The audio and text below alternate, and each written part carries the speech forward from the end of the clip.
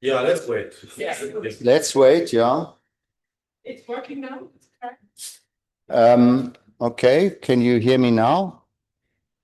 Okay. Is it working now? Yes. Okay. Okay. Yeah. Okay.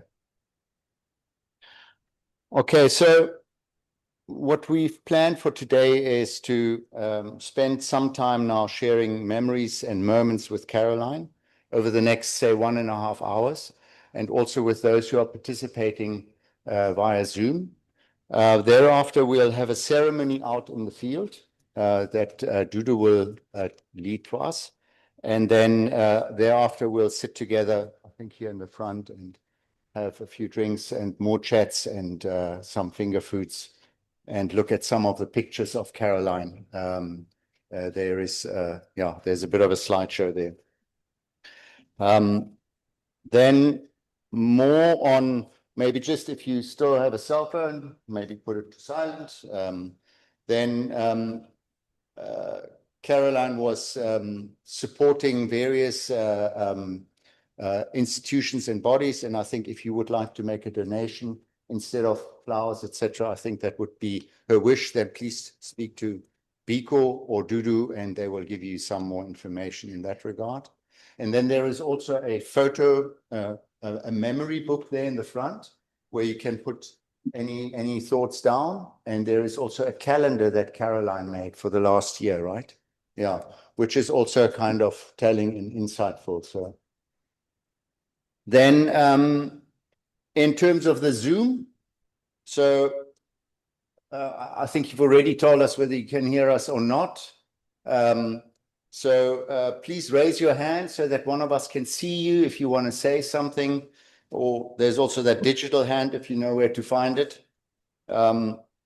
You're welcome to put tributes or messages on the chat and we can read them here.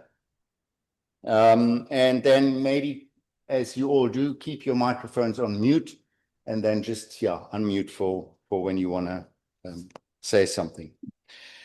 Okay, then I think we'll start just now with Stina, who will talk a little bit about the earlier years, and I will then share a bit of the time in school with Caroline, and we later also went to the same university, and we occasionally stayed together.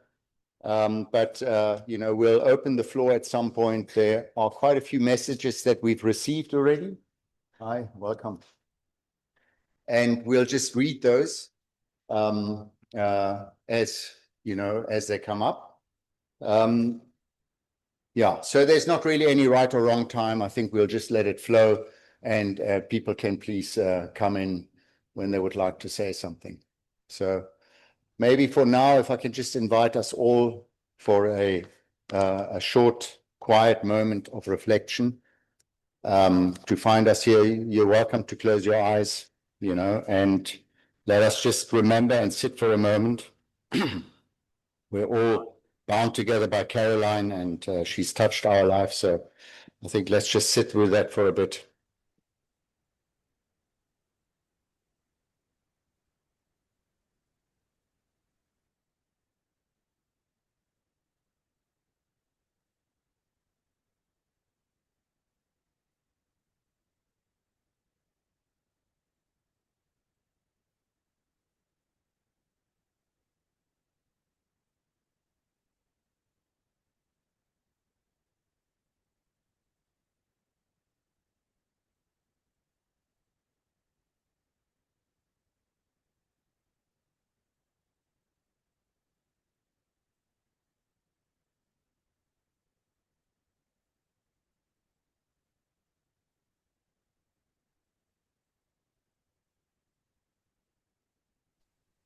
Yeah, thank you.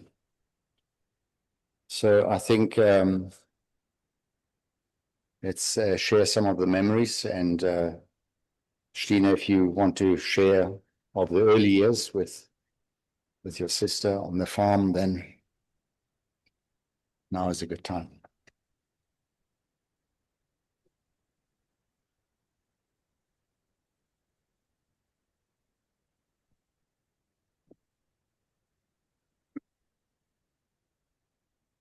Speaking in front of many people is another challenge Caroline is putting up for me. And with a microphone, I've never done that in my life. Since her surgery and her cancer diagnosis early in 2023, can you hear me? In 2023, I was visiting her regularly from Berlin and living with her in London to support her. It was a clear and determined wish to share this difficult time only with immediate family and few friends, hoping to overcome it and live life as Caroline again.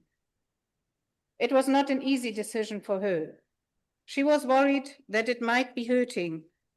She also did not have the energy to face her illness with many people around her, but she would rather focus with hope, courage, and determination on radiotherapy, chemotherapy, and healing her body with a healthy diet and staying fit. She stayed in charge. She continued to work, and in between the therapies, she traveled. Please page through her calendar from 2025. It shows all her travels during the last year. The last 2.5 years were painful years for our family and precious years as sisters. We shared many childhood stories, and she always emphasized to me how grateful she is to have had a wonderful, happy childhood on our farm Voigtland. Her close companion in breeding donkeys, playing, and farming was our brother Stefan. She had the love and understanding for animals ever since, and animals became her soulmates throughout her life. I was born far too early, tiny, sick, and a worry for my parents. My mother did not want a second child, and then, surprisingly, Caroline announced herself. An easygoing, happy, content, and always giggling child. You can easily recognize her on all the family photos. She's always the one giggling. Our father was a fun dad, always playing, up to stories and jokes and singing. He sang all the Caroline songs to her. He had a beetle with outdoors named Hoppetosse on the farm, his toy for the weekend, to take us and the dogs for drives on the farm. Caroline loved the bumpy roads, and my father called these roads the Caroline Humpeli-Pumpeli-Pad, and would drive very bumpy with us. And I remember Caroline sitting in the car and giggling all along. Our playful and free childhood was interrupted when we had to go to boarding school with 6. Fortunately, the farm was close to Windhoek, so we could go home every weekend. In 1974, our lives were tragically changed forever. Our father died in a car accident. Caroline was 8 then. Our father's horse, Douglas, you will see it on one of the photos, was a comforting soulmate, and she spent all her time on the farm with him. Our mother took over the farm, which was definitely in the 70s not very common for a woman with 3 young children. For us, she became a role model, courageous and independent. Later, Stefan helped her and took over the farm, also at a very young age. In 1995, we had one more deep loss. Our mother died to cancer. Caroline was 29 then. She was working in Zimbabwe and came back to Cape Town, if I remember well. Axel and her friends here in Cape Town will fill in Caroline's golden thread of life the Cape Town years later. Around 2013, Caroline moved to London. It opened another world to her. And for my family in Berlin, it meant we were closer and we could visit each other regularly. She traveled extensively from London and enjoyed challenging jobs. She appreciated her last job for a housing association, which was founded for the purpose of helping the Windrush generation from Jamaica to settle with a vision that everyone should have a home and the chance to live well. With it came the human story of exile, the Windrush story, living in the diaspora, feeling foreign and displaced, which Caroline could identify with, and the realities of a post-colonial world in Europe. Her wish to return to the mother country continent became stronger. Her dreams, plans, and wishes were cut short by her brutal illness. I'm very sad that she only had 3 weeks here at home. At the same time, I'm forever grateful that she was brave enough to leave London and come back. It's the right place for her and for us grieving. I want to thank all her wonderful friends here in London and around the world for the love and support she had in person and via WhatsApp throughout challenging times. I know it made her pull through. Special thanks to Julia. Where are you? Yes, and Jenny, and Marilyn, and Chantal, who can't be here tonight. Thank you from my family for your heartfelt support, also now in a time of unbearable loss for us, and for me, losing my sister. Our sisterly road was bumpy. Caroline, always fit, well organized, independent, and single-minded, opened up to being helped by me, the older sister. A fine line to walk, not always easy. And I'm sure many of you know stories of my quirks or irritations or taking over. But despite of the differences and the contradictions, we were forever forgiving, and our relationship was unconditional and resilient. What a gift. After the surgery, as soon as she was fit enough to walk for walks, I stayed with her in London. She would tell me in the evening, tomorrow morning, 20 minutes before sunrise, I'm out of this house, no coffee. So either you're ready and come along, or we have coffee together when I'm back. Her beautiful photos on Insta reflect on her walks at sunrise, her favorite time of the day. And just before sunrise, last week Tuesday, Caroline's soul went on a further journey.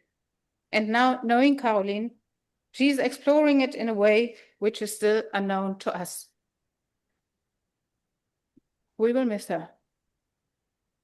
Yeah. Thank you. Thank you for coming. Thank you, Stine. Yes.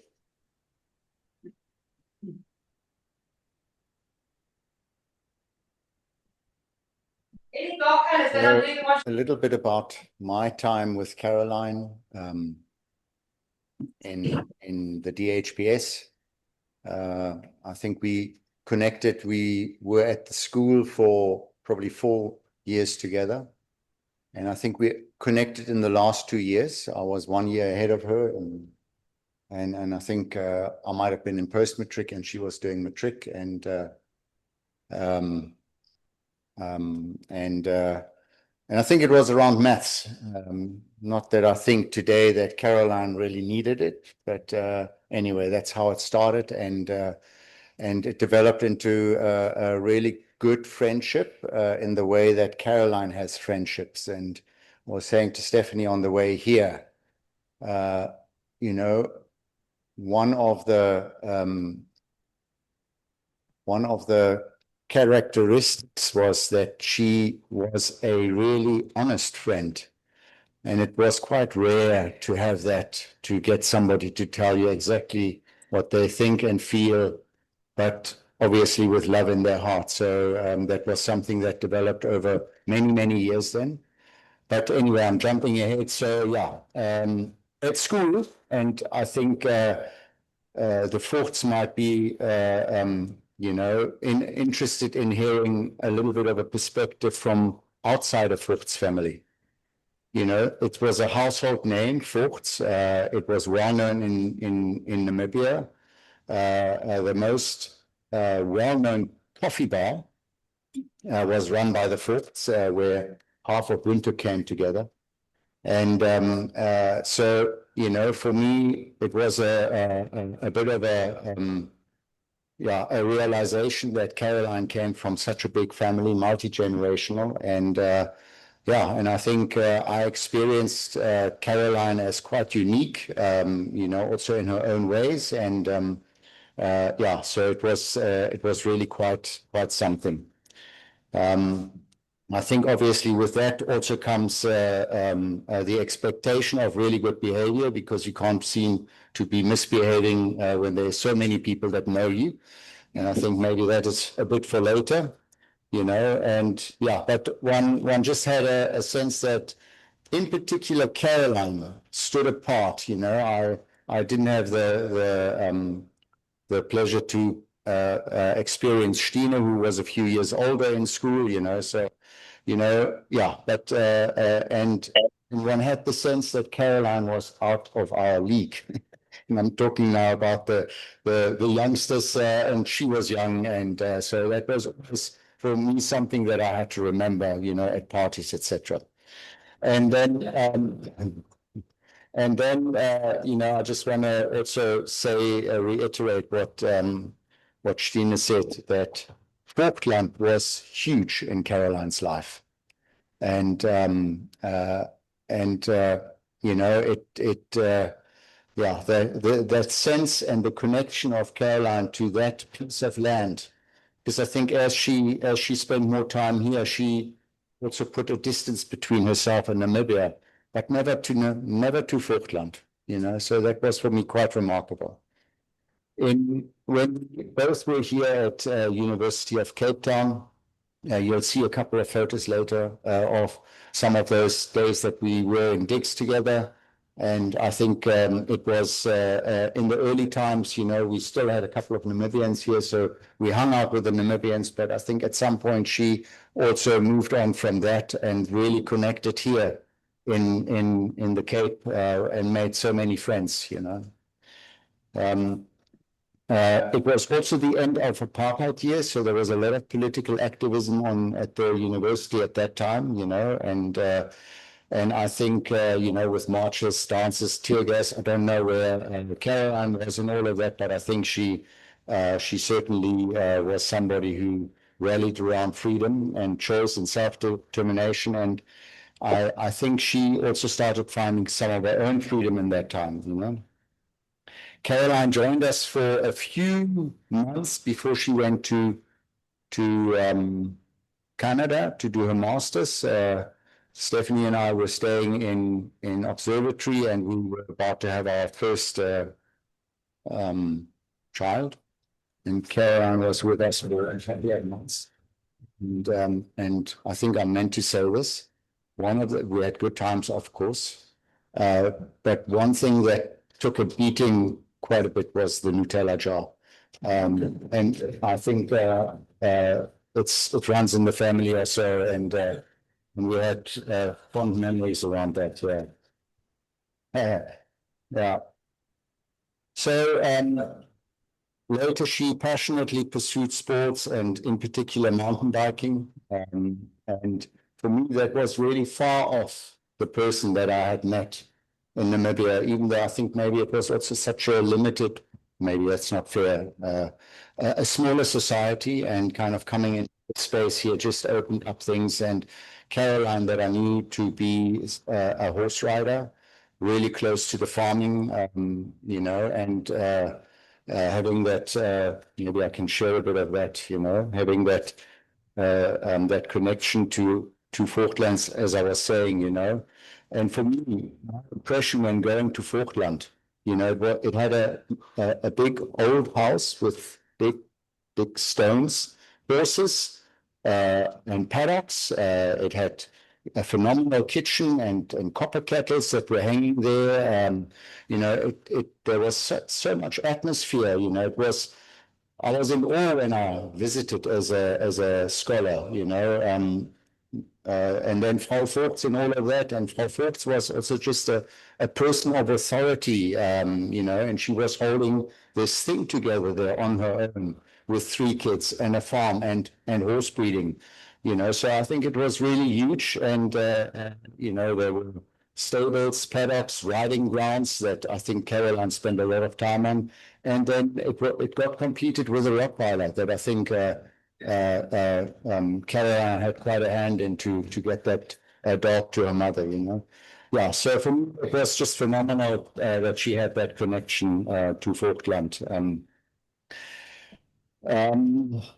Yeah, so maybe just on reflection, you know, I think Caroline knew who she was. You know, I think we may have all seen only parts of it, even though maybe not as small as we think. But we also all know that she was very private, you know, and you know, and I was in awe also of the way that she left Voigtland dress code behind. Maybe Stine will understand what I mean by that. And put on the jeans with bling in Cape Town over the years.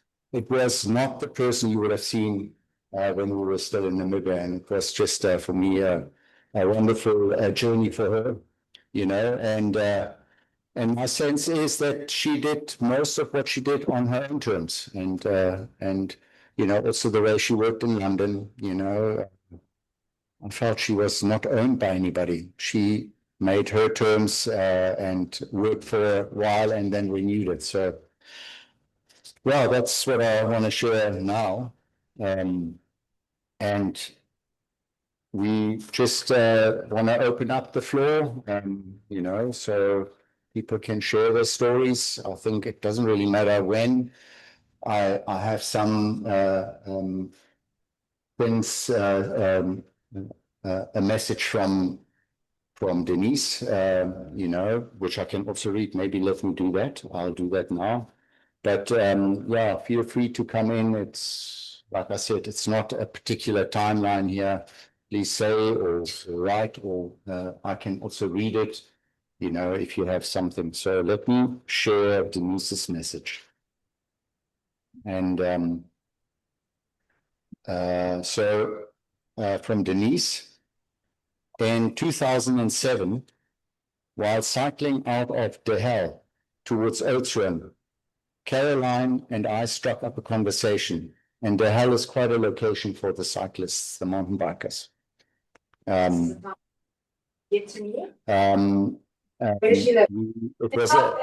was the start of an incredible friendship with a common passion for mountain biking that took us through so many adventures. Rides like the well-known Berg and Bush, Sani to Sea, in their own way were celebrations of life, from the training and the preparation time, getting ready for the ride, the road and the flight adventures, to the actual event, pushing oneself, and then afterwards such quality time, hanging out with friends, lots of laughs, dirt, eating, and some sore muscles. Those are all multi-day events that are really quite special to spend with somebody, you know, like 3 or 4 days. So it's really fantastic.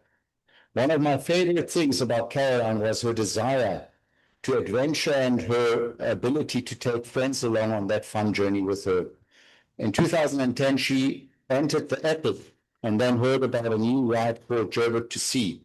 And Joburg to Sea is like, the Epic is like 9 or 10 days. Joburg to Sea, I think, is also like 9 days.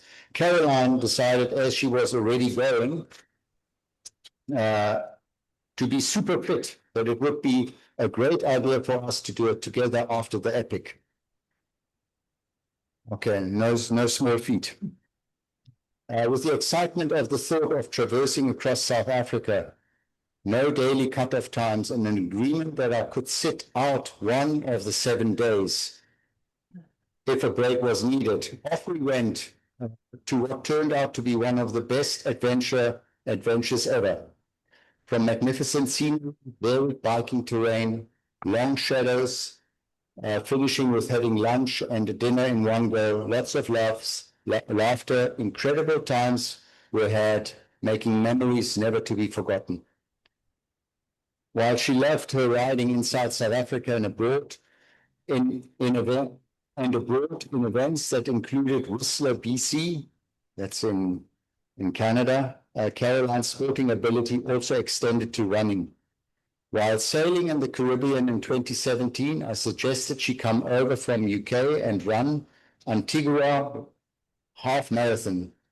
Barely finishing my sentence, there we were on the start line sharing another amazing adventure, rehydrating afterwards on cocktails and cooling down in the turquoise blue Caribbean Sea. One of Caroline's favorite photos is of a little Jack Russell running through the fields with a look of pure delight on his face.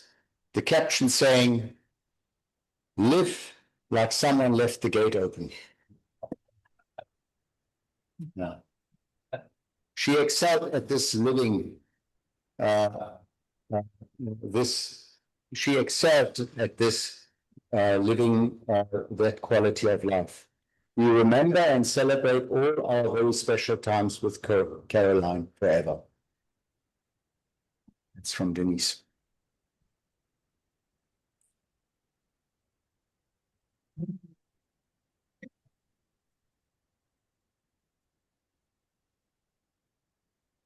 I quit. Okay. If nobody wants to speak, I think maybe we as. Okay, it's funny. Yeah. Yeah.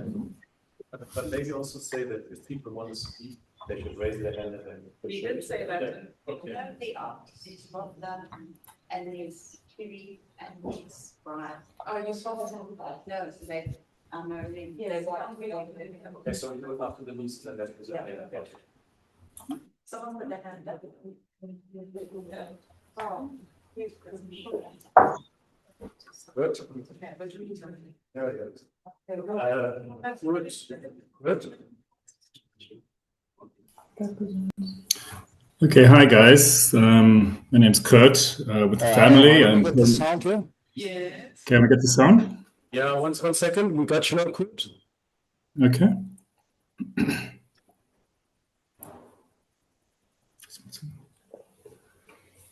Can you hear me now? Yes. Oh, super. Maybe speak quite clearly, Kurt. Yes. Far away, and thank you. Yeah, just a quick message from us here in Germany. Can you hear me all right? Yes. Okay, I'm just grabbing the headphones. I'm sure it'll be clearer then. Yes, thank you, both of you, Stina and Axel, for your lovely words. Stina, fantastic having your peace of mind and your serenity to be able to deliver those words. It's tough for us too from here. We would love to be there. We're quite moved. Sorry, I'll end up tearing up in a couple seconds. Yeah, I was very lucky. I'm one of Caroline's cousins. My sister is there and my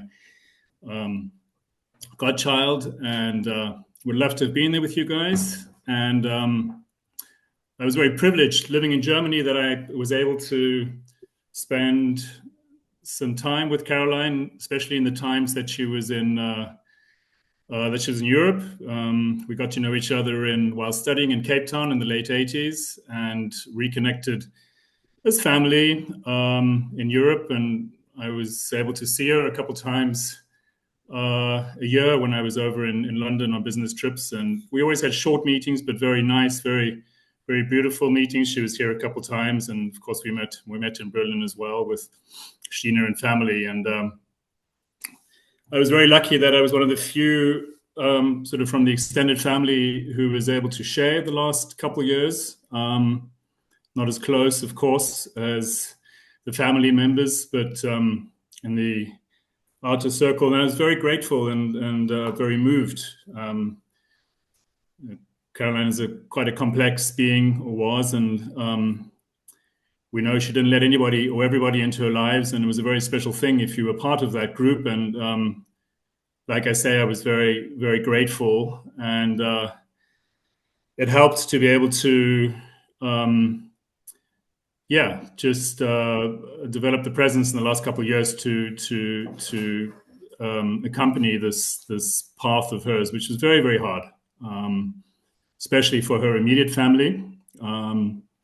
Thinking especially of Stina and Stefan and the kids. We're very close to her, and and it was a pretty quick couple of years, and just wanted to say how much but also we as a family here appreciated her, and we're grateful of her presence. When you live in Europe, away from Africa, you kind of in the diaspora, you develop a different sense of belonging. I sometimes feel you feel even more connected to the people from your homeland, quite literally. And we share this love of our home, of Namibia, and I love those words about Falklands, about how important that piece of country is for her, and Cape Town, of course, as well. And just wanted to say that our condolences to everyone, but also celebrate her incredible spirit, which was amazing. We always are connected via her sport, her love of sport, and what a trooper! What an amazing person she was. A life that was too short. But when I think of that image with the Jack Russell having been let out of the gate, she really did live it to the full, and and I think it's a great message for the rest of us to be in the moment and to have that presence to live life not somewhere in the future, but right at the moment. And thanks for giving us that inspiration, Caroline, and warm wishes from this end of the globe. Thank you. Thanks, Kurt, and family. Thank you. Yes, carry on. Hi there. Can you hear me all right? Yes. Okay. I just wrote something for Caroline. Bit of a poem. You paddled through life with laughter and grace, sun on your shoulders, wind in your face, always up for an adventure or two, sup on calm waters, skies always blue. A soul so kind, with time to spare, you showed up fully, always there. From birthdays, bright, to PhD cheers, you stood by us all throughout the years. In Cape Town's breeze, you led the way, blockhouse runs at the end of the day. Through orangutan trails and forest deep, you made wild memories we'll always keep. A heart for the planet, hands full of light. You lived with purpose, gentle might. Thoughtful gifts and words so wise. You saw the world with wide, warm eyes. You gave my daughter her favorite book, a quiet gesture, a loving look. You showed up when it mattered most, a constant friend, a generous host. You'll be greatly missed, but each heart you touched and life you've improved, we'll never forget you. Thanks so much. Thank you. Thank you, Carrie. I just saw just now there was another message from Brian. He wrote in the chat. It was mine. I think it must be Brian. Yeah, there was a message from Brian at the end of the chat. Yeah. Put it there. Okay, yes, I have that. So Brian also shared a photo that I think captures the rides so well. I think they're both done and dusted for that after that ride, and so as message reads from mountain biking in Swaziland in 2008 to the same in Surrey Hills 10 years later, from stand-up paddling on the river road, hiking in the Peak District, Rolling Stones and Pink Floyd in Hyde Park, to picking blackberries in Henley and whiskey tasting in Hammersmith. We explored a lot of England together. So incredibly sad that so much has to be left unexplored. If I can keep just a fraction of your restless, inquisitive spirit, Caroline, then I'll be doing well. Bon voyage, my friend. Brian.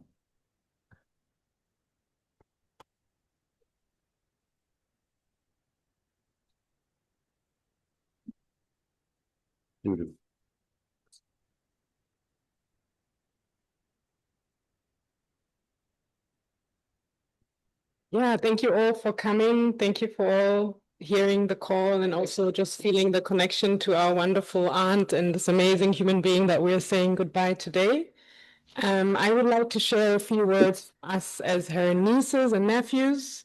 So I'm also going to share some thoughts of my cousin Cecile and Henning, who are also here with us today from, I think, Germany and I think Spain, if I'm not mistaken.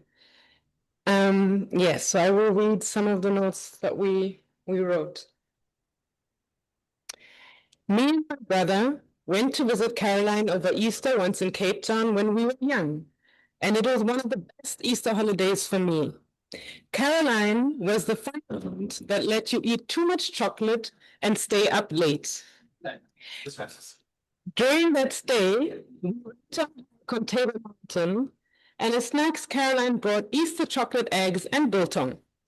This year in July, when we were looking back on those pictures together, Caroline said she probably should have also brought some apples or bananas or something healthy. But oh well, me and my brother, we were happy and did not complain, of course. This is just one of many fun moments we shared with Caroline. Spending time with Caroline never felt like talking with an older relative. It was more like being with a close friend. You could talk about anything. It was always so easy to talk to her, and she had this special way of telling stories. Her expressions, her grimace, her like facial expressions brought everything to life and made you laugh. We had a lot of shared interests, and I will miss doing the little things with her. For example, going on morning runs whenever we were together, seeing each other's progress and high-fiving in Duolingo, or competing to see who could solve the daily New York Times word riddle in less time or in less tries.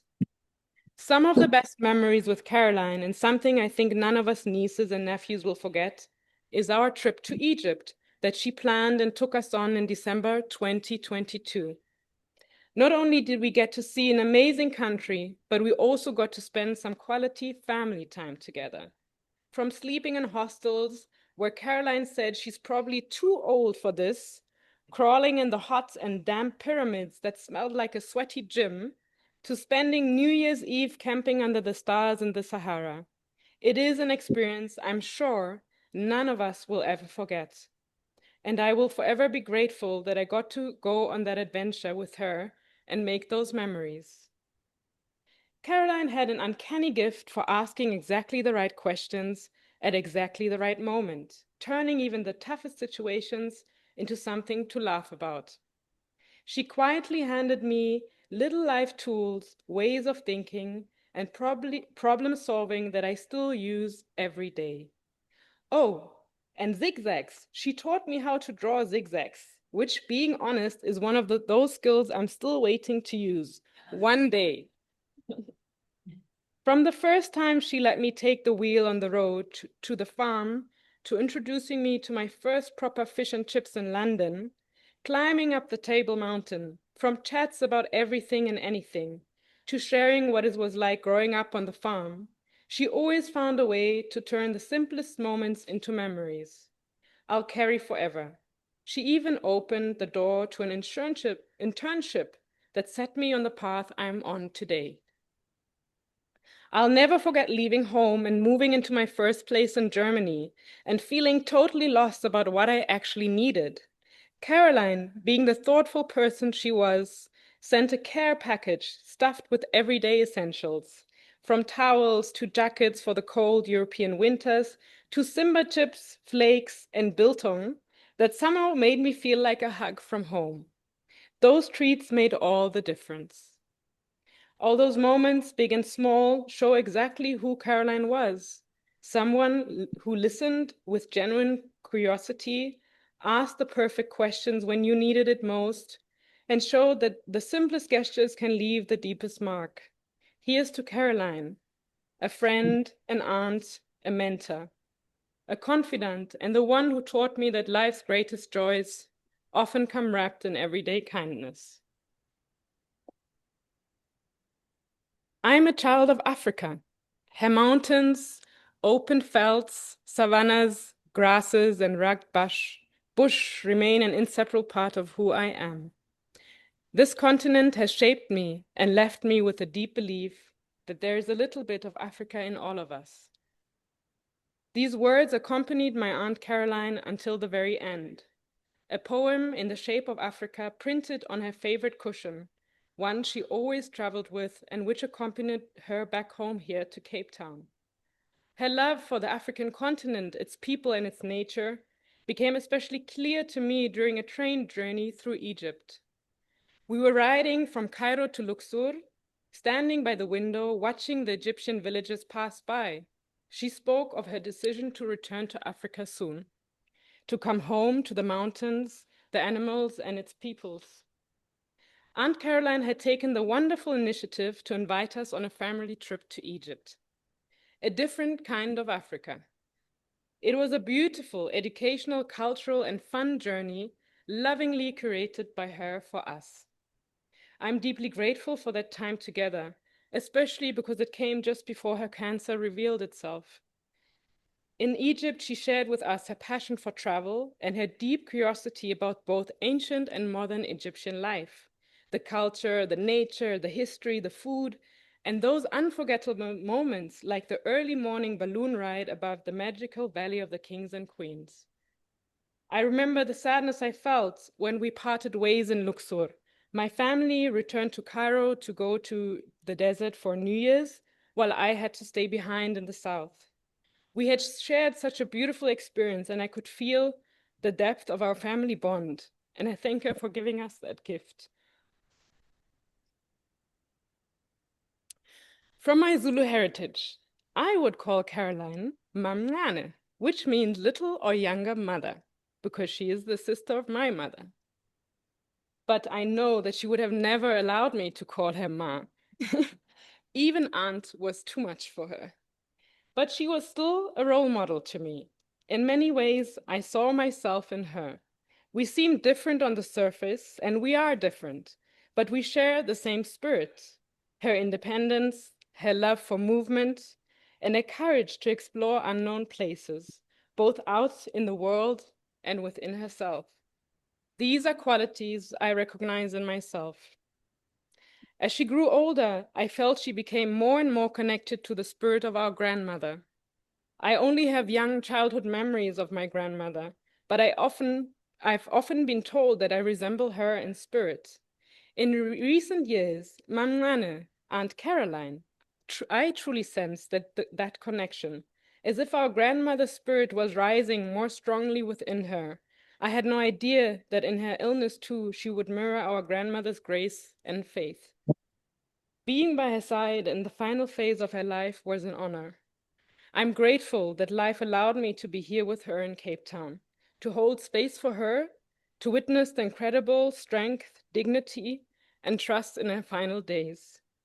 Her eyes shone brightly amidst pain, and she would still smile or reach for your hand. There were short, powerful moments of presence in the heart, in the body, in her gaze, and in the silence. She was surrounded by a small and loving team, close family, devoted friends, and compassionate nurses. I was deeply touched by the love and care her friends showed her.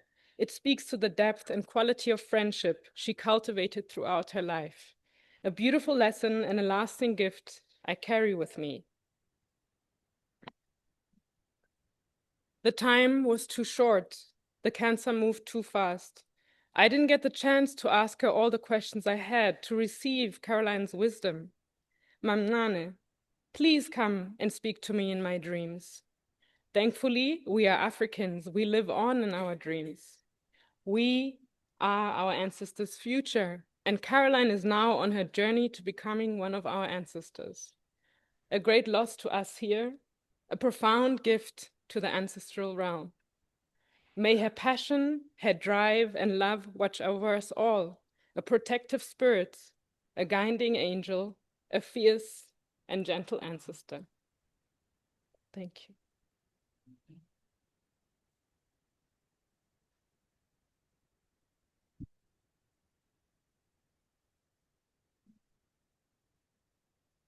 Oh, it was outside. Hey, thank you all so much for being here and showing up in numbers. Thank you for everybody in the Zoom. Yeah, I think a couple of people have said this before, but I also feel like it's very surreal standing here, you know, having this ceremony for Aunt Caroline. Even as I'm here, we're listening to the kids playing outside, and I think that's like the beauty of life, there's like life happening there, and then here somebody's transitioning, I think the past 2 years for Aunt Caroline have been very challenging, knowing the person that she is, the free spirit she is, not bound to one place, always on the road, always doing something. And that's also, I think, the surreal part of it, because a person like that, she was always like full of energy, full of plans, full of ideas. Like you meet her 1 year after, she's like, oh yeah, I've been there and there, and we saw that and that, and it shows you photos and like all these amazing things that she does, which are also very inspiring for you as a younger nephew. Yeah, so I think these people, we don't expect them to transition in that way, or we don't expect them to transition so fast because they're so full of life, But one thing, even though in these past 2 years, that really sticks out to me now is like the bravery which she had, even facing the sickness the way that she did, because she did not want to be petty. She did not want us to be all around and be like, oh, shame, poor Caroline. She wanted to keep her dignity. And I really admire that. And I really think that's a quality that I hope that I'm able to incorporate into myself at some point, I think it's very important to also say that it was not just Caroline. I also admire my mom for her bravery in that moment, because she was there with her side by side, skipping work, taking sick leaves for months, But she was brave in facing that, and also brave in opening up to that. And I also think what really sticks out to me in this moment is just this testament, of love between two sisters, all these values in those moments, like the patience that you had with each other, although I know it wasn't easy all the time, all the love, the devotion, the humility, of opening up in that way, I think really brought them closer today. And I really admire that. And I want to say thank you, Mom, for all the work that you've done. At the airport, her last words to me before we put her on the plane to come here to Cape Town, she whispered in my ear, please take care of your mother, And I think I will, of course, that's a promise, but I think that's a testament to how much she loved you, because she knew how much you're doing. Yeah. Where am I? As Cecile has said before, Caroline, she was always the fun aunt. She was never the aunt that took you to a museum, never the aunt that took you to galleries like my mom would. She was the aunt who said, like, hey, what you want to do? You want to go mountain biking? You want to go sandboarding? Which was always nice, because it was always like exciting as a young boy to be like, oh, okay, there's grown-ups who also have fun in life.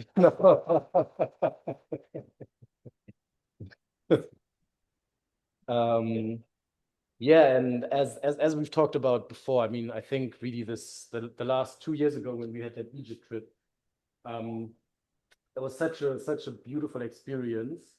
It was really interesting because Caroline, she really planned this event like she planned like every day, and we were, even though like I'm a grown man and this is grown, we're not allowed to do anything. We're not allowed to plan anything. We were just allowed to tell her, okay, we want to do this, and then she would like disappear for 5 minutes with the phone and the phone up, and be like, okay, yeah, the plan is now we do this, we do that.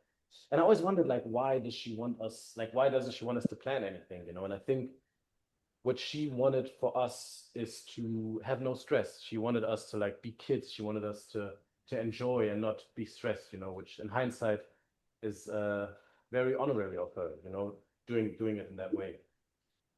She was also a person who was like full of surprises for me, because I think it was 7 years ago or something, like somewhere around like 5 years ago, she became a fan of a big grime artist. He's like a rapper. If I'll show you a photo, you wouldn't think she's a fan of him. He looks very like a Batman in a way, but she was a huge fan of this guy called Stormzy.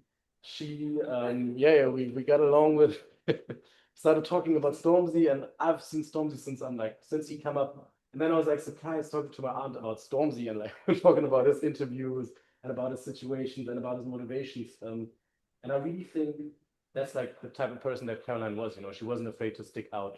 If she liked something, and she would just go for it, and she would like, yeah, give it the space in her life, you know.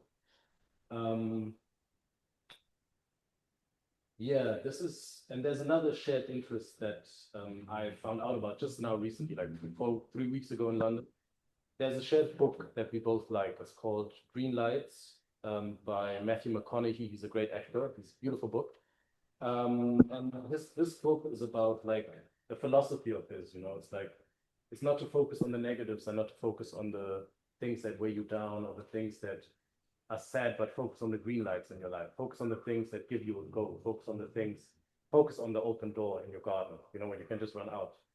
So I just want to say to all of us, you know, that this transition of Caroline, let it not be a red light to us, let it be a green light. Let us celebrate it, let us be inspired by it, let us not pull us down, but uplift us, you know. And looking in the room and all the love that's here, I'm seeing that's happening, you know. So thank you all for the unity. Thank you for coming. Much love. Yes.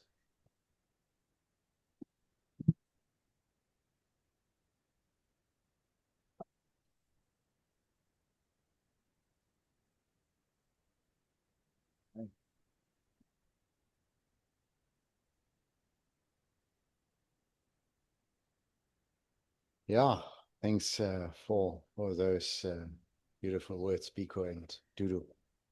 Yeah. I have some more. We've got somebody. You know that? Yeah, it's cousin from Germany. Karen. Yes. Karen, a cousin from yeah. Okay. So a message from Karin, a cousin of the Voigts of you, of Caroline and Stine. Caroline was my cousin. We were born in the same year, 1966. In our childhood, we had a sibling-like friendship that started when I first came to Voigtland with my family at the age of 13. We shared a love for horses, rode the donkeys, and I could see how much she loved the intestines. She did? No, I don't know. I don't know. Did she go hunting? That would be completely new. Karin, I'm sure we will make something of that. Thank you. You know, and then 2 years later, on my 15th birthday, I was allowed to travel to Voigtland again on my own. In those years, we wrote letters to each other every week. These thin parchments of letters. And it was the center of our lives to write and receive these letters. We shared our different lives intensively with each other. Even though we had no contact with each other for many years later, I feel a deep intimacy and closeness when I think of her. I sincerely hope that Caroline has started a new journey. Thanks, Karin. Thank you. Yeah.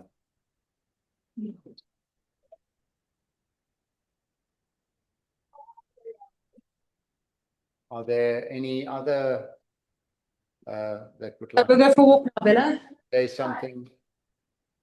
Yeah, I Stine. want to say something. Up there is Henning, Yes. the cousin, and his background is actually the farm. Yeah, Voigtland. Yeah. Okay, very nice. Coming mountain. Yeah. Which Karin always had a photo of that hours back. Yeah. In her- Okay. yeah. Thank you, Henning. So bring it forward in. Yes. Yes, and up there is Cecile. Hi, Cecile. Yeah. Hi, Henny. Okay.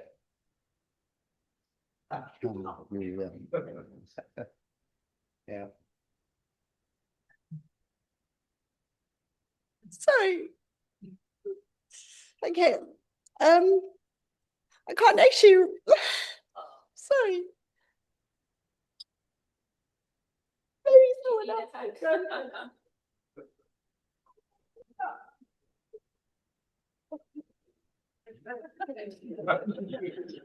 Yeah.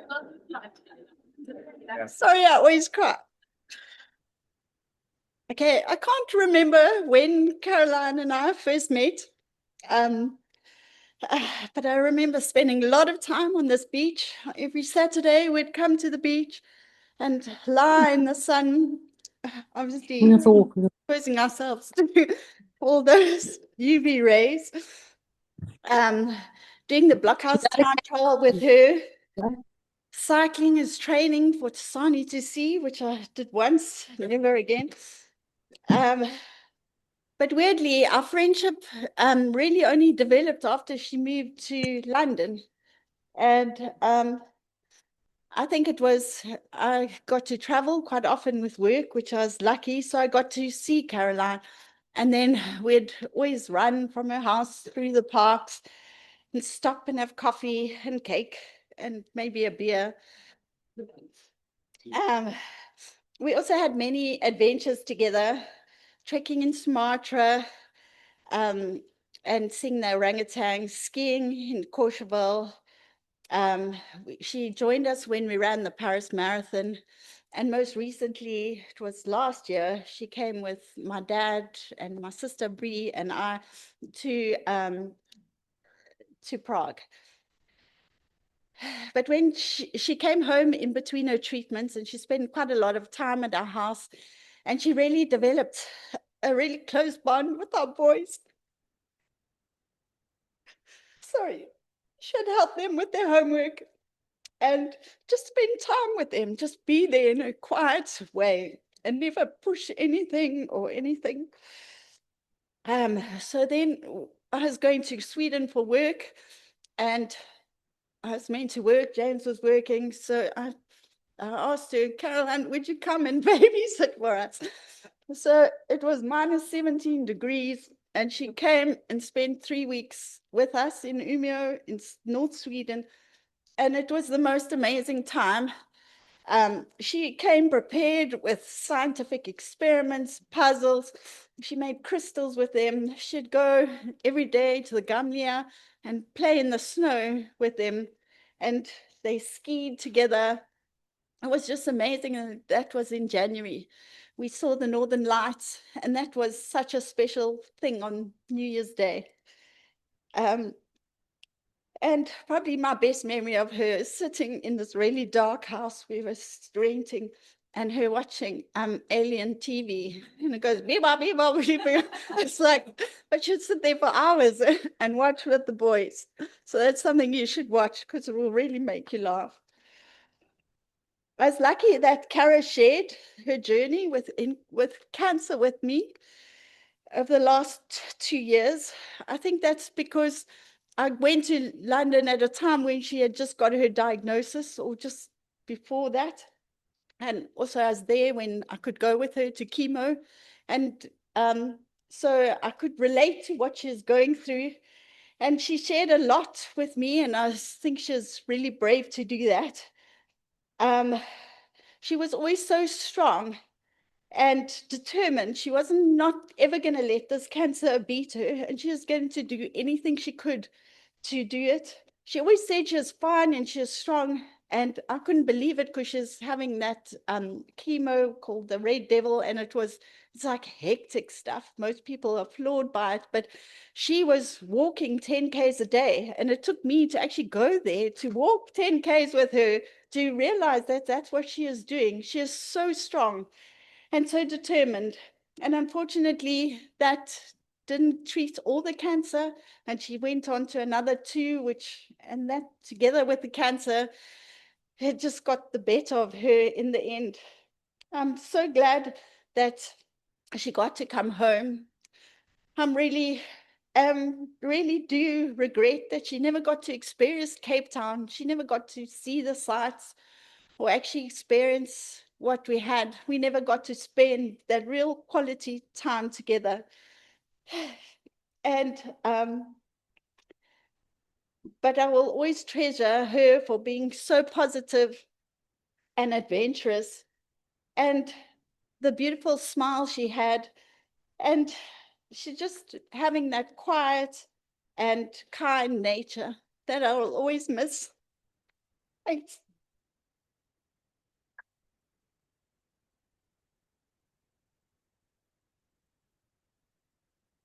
Thank you.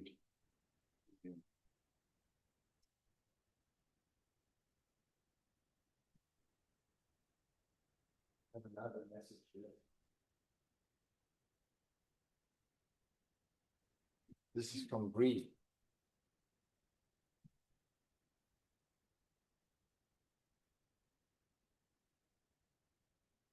It's connected to you. Okay.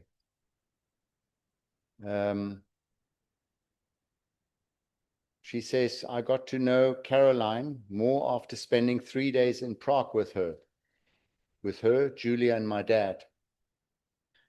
This was while Caroline had a break in chemo and felt well enough to travel. Caroline was up for any activity that we did, and we spent a lovely time together, going on a walking tour of Prague, walking next to the Vltava River, which runs under Charles Bridge, eating Czech food and having sundowners overlooking the river and bridge. Caroline and I then became WhatsApp buddies, and we would chat and send photos of places we had visited. I also found out a little bit about some of her travels and activities and experiences that she had enjoyed before she became sick. She was such an adventurous and strong person who I really admired. Rest in peace, Caroline. You will be sorely missed. Love, Bree.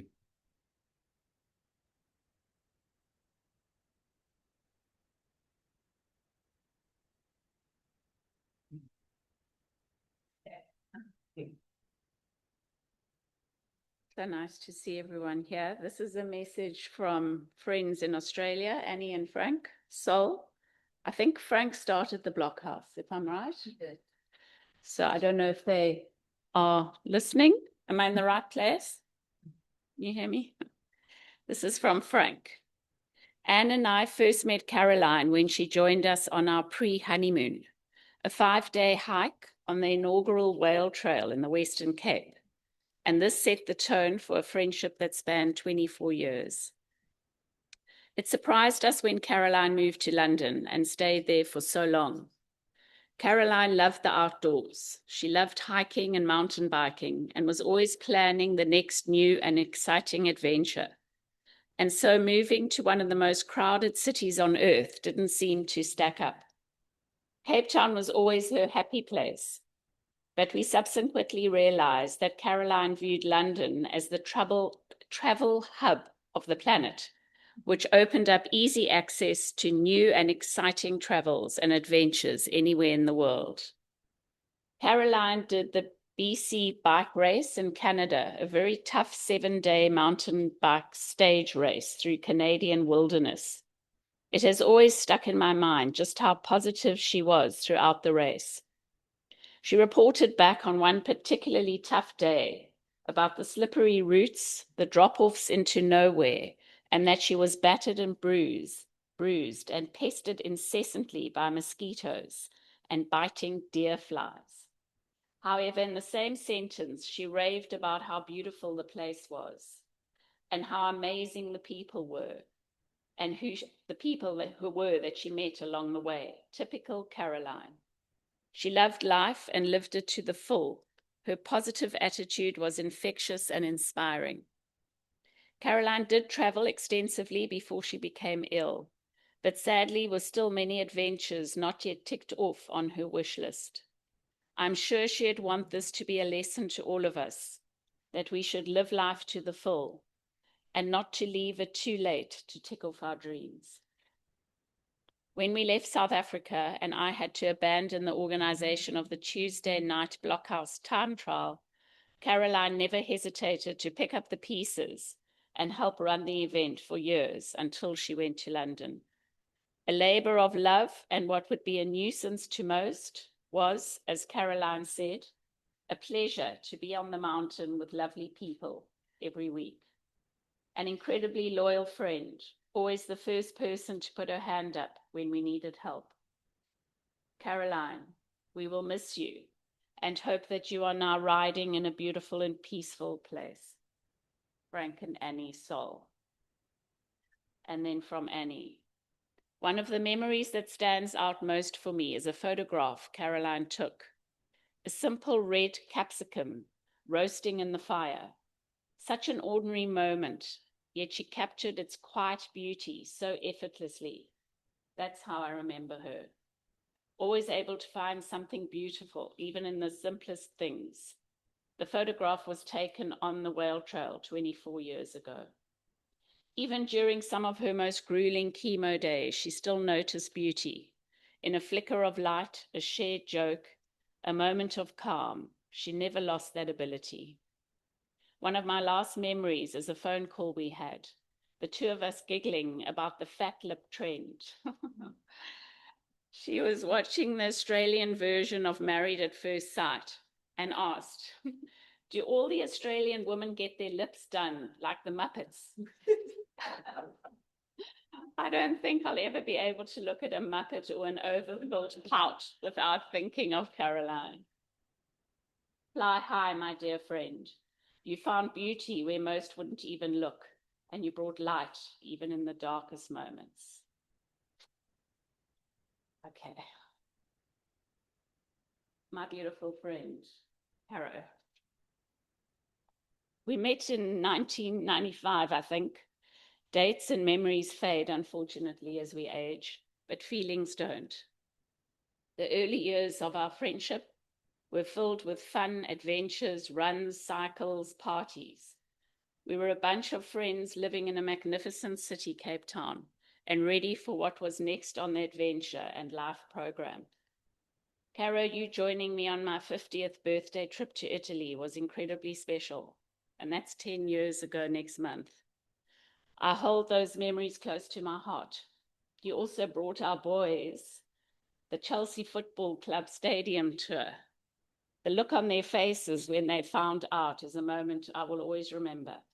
You gave them memories and such joy. What a gift. Our evening in London with the Souls on our December 22-23 trip, which was heartbreaking, but so precious, walking the streets in London, looking at the Christmas lights together, visiting Camden Town on the bus, memories of beautiful friendship and connection. When you visited a year ago, you were coming to terms with losing your gorgeous long hair. You had wigs and were uneasy showing your new look in public. We had a day swimming and walking in Cork Bay, and by the end of the day, you were beginning to be okay with me seeing you naked and vulnerable. The last pictures of us Gray took on Thursday, the 26th of June. We had breakfast at Starling's. You loved the pictures and didn't even mention your hair, the journey of life. We ate a large meal and drank delicious coffee, and I was so happy to see you loving and enjoying your food. It was such a wonderful morning. Your last few weeks, I had the privilege of being with you every day. Fetching you from the airport, I was nervous, as I hoped that I could be there for you coming from my own vulnerable space. But from the moment we hugged, we were in this together.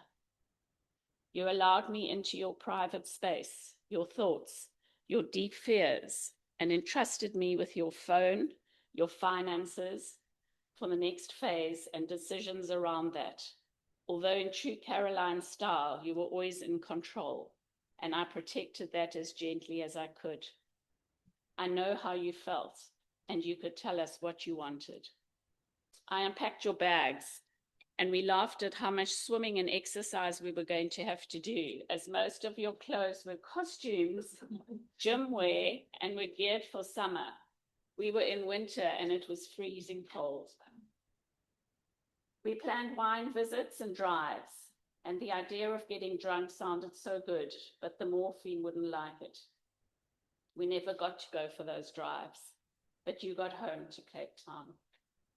The laughs we shared, and then smiles over my plain cooking in that first week you came home were precious. The look on your face when I delivered an extremely healthy green smoothie, made by professionals, I might add, cracked us up. But you drank most of it, and you said it tasted better than it looked. You offered me half of it, but I refused. Thank you, Kathy, for saving me from cooking the bland food and for the love, care, and delicious meals you prepared for Caroline. Every time I made Caroline something, she just shook her head. Oh, no. Luckily, the doctor said she could have salt, and that made it all better. You're an angel. Thank you, Kathy. The conversations we shared in the last 3 weeks were from soul to soul. I will miss your smile despite your pain and vulnerability, your humor, your pride, your loyalty, your fierce honesty and love. Caroline always said my hair was messy, and even to the last, she was putting it behind my ear. To be with you till your last breath was an honor and a privilege. And I thank you, my friend, for you. Go peacefully, go gently, my Caro. We love you always and forever.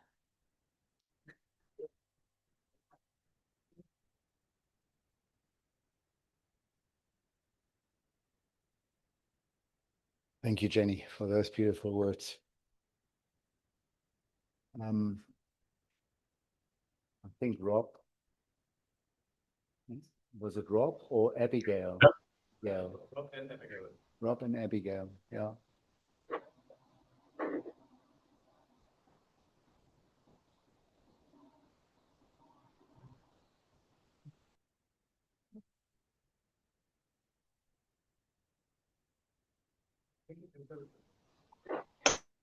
Not sure who's next, so I'll just jump in.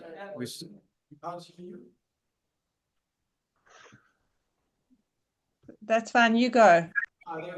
Okay. Okay. We can hear you, Rob. Okay. All right. Good. Thanks very much. It's been so nice to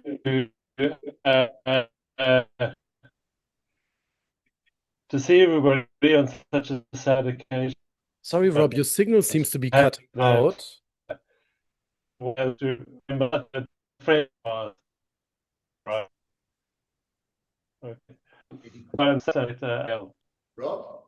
Sorry, Rob, your signal seems to be cutting out.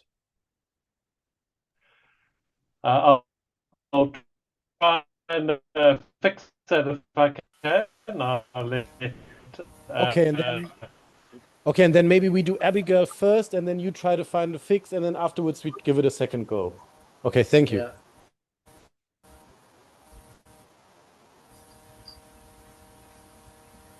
Okay. Hi. Oh, Yes, Abigail, we can see and hear you. okay. I might or might not get through this. It's quite unlikely that I will. Anyway, we'll try. So we met Caroline in Cancun in 2002 in Mexico, when we all went to represent South African triathlon, and we just clicked, and we've just been, friends ever since. And she became family over the course of that 20 years, and we spent so many special times together. And I mean, like all of us, we've got these special memories that we'll treasure always. I mean, this whole event's actually been quite incredible, because obviously you hear about all the time in Namibia and things, but it's just been put like more in perspective, which has been lovely. I mean, yeah, yeah, you know, from triathlon in Mexico to sailing holidays in Croatia, getting caught in I mean, we got caught in this incredible um, storm where there was massive lightning everywhere, and there was a boat that was about, I don't know, I don't know, 500 meters from us that got struck by lightning, and we ended up rescuing the boat and following that, running out of fuel, because although it was a sailing boat, we needed fuel because we couldn't have the sails up. And just complete chaos. And you know how Caroline is, just navigates her way through everything. And I mean, I can just see her teasing my ridiculous husband. And I mean, it's just, yeah. Yeah, and then obviously the endless and wonderful runs and cycles. And I mean, we live in Spain now, so Caroline came to visit us when we first moved here. And I mean, I've just got amazing pictures with her with, our first rescued cat of now, which count 5, and there's been various in between, and running here and just having a good time and sharing her life with us and just making all those memories that really are what it's all about. So anyway, we just want to say from all of us, from Andrew, he can't do these types of things. So from Andrew and myself and my daughter Lucy, who is very, very close to Caroline as well, and Sarah, we just want to say we love you, Caroline, and thank you for everything. Thanks. Thank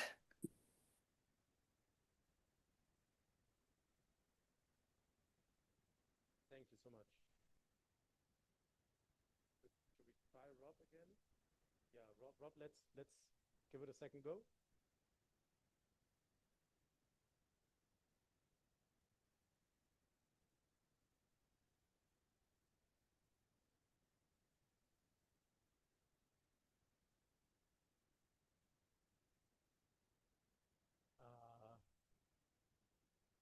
Rob, are you there?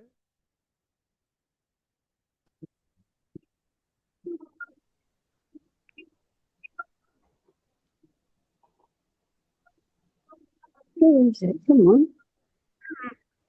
Who's that?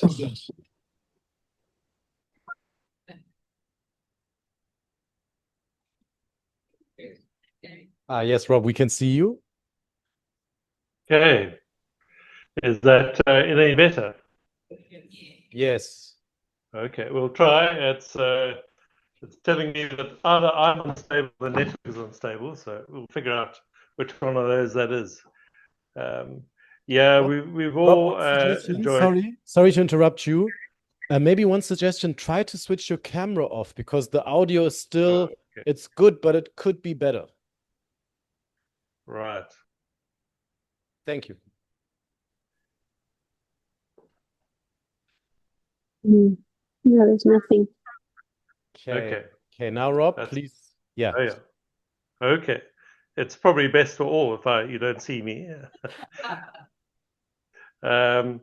Yeah. So I've known Caroline for, I don't know, I was thinking 24, 25 years. Most of that was around very many happy cycling times. And today is quite fitting because we were near neighbors in Frederick, and we used to quite often watch the final day of the Tour de France together, and that is today. So I'll definitely be raising a toast to dear Caroline as we see the madness around the Champs-Élysées. And of course, we did many blockhouse together. And then when I moved across to help with my mum in the UK, I used to see her periodically when I was down in London. And the last time I actually saw her was December, when she was full of ideas and excitement about seeing Julia and the boys and everybody in Sweden in January. And we talked about our Christmases, and being so thoughtful that she was full of ideas and kept a solid stream of WhatsApp thoughts, because I was lamenting, what do I buy for my 99-year-old mother? But she had plenty of suggestions. Caroline in Cape Town introduced me to Studio 7, where we had many, many happy times listening to music.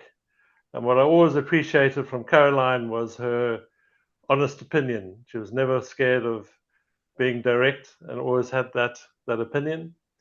But I think my most enduring opinion or memory of Caroline was doing the Amana Wild Ride. We did that together. And Frank had given us his ideas of the sneaks, which made no sense at the time.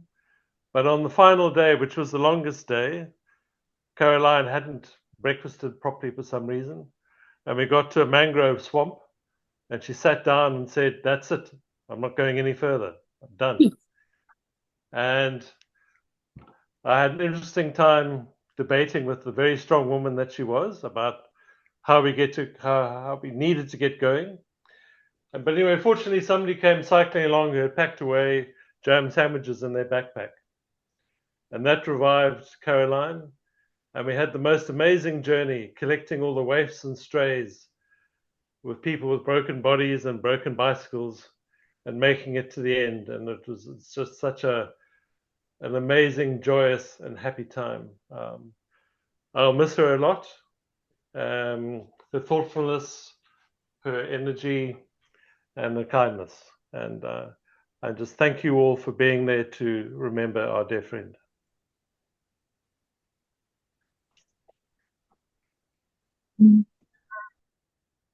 Thank you. We could hear you loud and clear. Yeah, thanks. Thanks, Pico. Yeah, thank you. Now is a good time. Yeah. Glasses on. I'm the only one who's using a phone, I noticed. Everyone else is using paper. Yeah, you're right. Big font. Yeah, it's lovely to see everyone here today. And like quite a few of you, I first was introduced to Caroline by Denise after the two of them had met on Hallenbach, as Dan spoke about in her one. And at first, I think it's fair to say that Caroline and I were a little wary of each other. I was probably far too extroverted for her liking. And for me, she was sort of like really quiet and kind of aloof, so we were in the same circle, but, we had fun together, but we weren't really close. And then I moved from Noordhoek to the City Bowl, just down the road from her. And I was eager to join her on her blockhouse rides in the morning around Table Mountain. And Caroline was a little bit hesitant at first, but she eventually agreed on the condition that I didn't talk too much on the road. Of course, I accepted this because I would be too much out of breath to actually say anything. So this was an easy condition I could do. So yeah, and that was the start where we spent a lot more time together, which was really, really lovely. And we got to know each other, and we discovered that we had a lot more in common than just the love of bikes and cycling. We shared the love of live music, and while U2 was her real soft spot, the Killers were mine. And on more than one occasion, she would, drop me a call when we used to call quite frequently while she was in the UK and say, "Oh, the Killers are coming to London, and I've got a ticket for you. You keen?" But of course, I couldn't resist.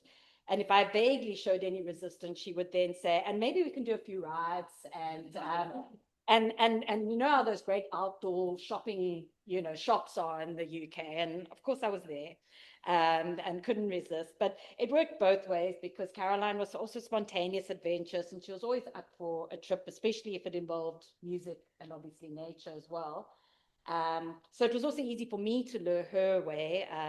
We did a few Kruger trips. She came back to South Africa. She was in Durban for a while. Some of you may recall she was, doing some work there, and that was easy enough for us to meet in Kruger. And we did a few long weekends and that. And we also did a few Kruger hikes once she got back to the UK. I knew that if I could put 2 back-to-back hikes, then it was 2 weeks. We worked a while to come home. And whenever I was going overseas, like Julia, either for work, I had to go film in the Maldives. I was like, "Oh, it's so pretty. Oh, I'll come join you." And, so it was always great that we had these really lovely adventures. And Caroline was always there, and she was always keen. And we had a marvelous time. And there were amazing memories that I will carry with me forever. And I'm very grateful. And I feel truly blessed to have her as a friend. But I know that every time I ride up to the blockhouse or hear you two singing, I'll know that she's there, quietly, steadily, beautifully present. And yeah, so she was a special friend to me, and I really appreciate it. So thanks.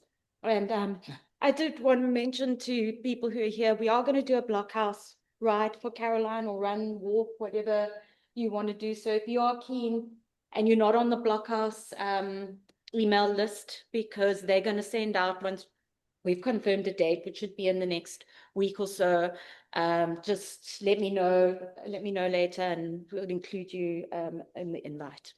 So.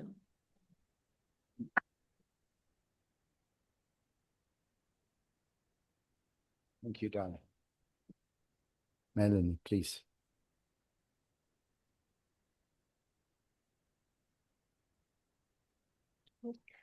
Hi everyone. So I wasn't planning to stand up, and I haven't actually planned anything, so just bear with me. But I do feel like I'd just like to say personally goodbye to my special friend. It's so true. The true and honest words that I'm hearing here today, I can relate to quite a lot of them, because I was on that whale trail and I remember that photograph. I remember her taking it. I remember, and I love our early morning pre-work walks up Lion's Head. Karen and I would just often do that and have a coffee before work. And so I've known her for 25 years, and like you've all said, all the adventures and the biking and everything. She said to me one day, "There's a triathlon in Zanzibar, let's go do it." And I didn't really know her, so off we went, of course, like all of you did with her. And we had our mountain bikes with us, and after the triathlon, we went and cycled around the whole island, just the two of us, and that's where we connected. And it's quite ironic, because the night I saw her last week before she passed on, I was flying off to Zanzibar the next day with my family. And I told her, I said, "I'm going off to Zanzibar." And I just held her hand, and she looked at me and she smiled, and we talked about the stories. And I said to remember that day we just cycled across from the east to the west, and the word got out of these local, little bungalows that these two crazy South African chicks were coming across, and they had food ready for us. And we were just so tired and hot, and we lay down under the tree, and there was big mangoes, and we took the mangoes, and I remember we both had a Swiss Army knife. Those were our most valuable possessions in those days, when you don't have a care in the world, as long as you got your Army knife, because you can cut your cheese, open your bottle of wine, and pick the mangoes from the trees and eat them. So she remembered that, and she gave me a good smile. And then, of course, the mountain biking thing, I had the privilege of going to Voigts. She invited me there for Easter many years ago, and I went, and Caroline said, "Well, just let's take our bikes with." So of course we took our bikes with, but it was more effort than worth, because there were so many thorns and punctures. We just spent more time fixing punctures than riding. And then the last mountain biking thing was, we were quite fit because we just did the Cruise to Coast, and then she said, "Well, there's a mountain biking ride I've heard of in Maputo in Mozambique." So 3 of us girls went off there, and we had such a great time, probably drinking a few too many beers and swimming in the sea, that we left our mountain bikes tied up to a tree at a backpackers, and we went traveling instead, and then we collected them on the way back from Cape Town. But 2 years ago, Caroline came to join. I went with my daughter and a family to France, and she came and spent the week there. So like Julie, you were saying, and with your sons, Caroline spent so much time with Abby, with her kids. She just had such a lot of time and energy for our children, and she connected with Zoe so well that week. And she gave me, it was my birthday, and she gave me this backpack that folded up into one of those little bags. It's so practical. She always gives the most practical gifts. So I've still got that. I use that every time I go traveling, and I'm going to use it more and more. What's the green story, the green roots, green things. I'm going to do that. So thank you, Caro. Thanks for everything.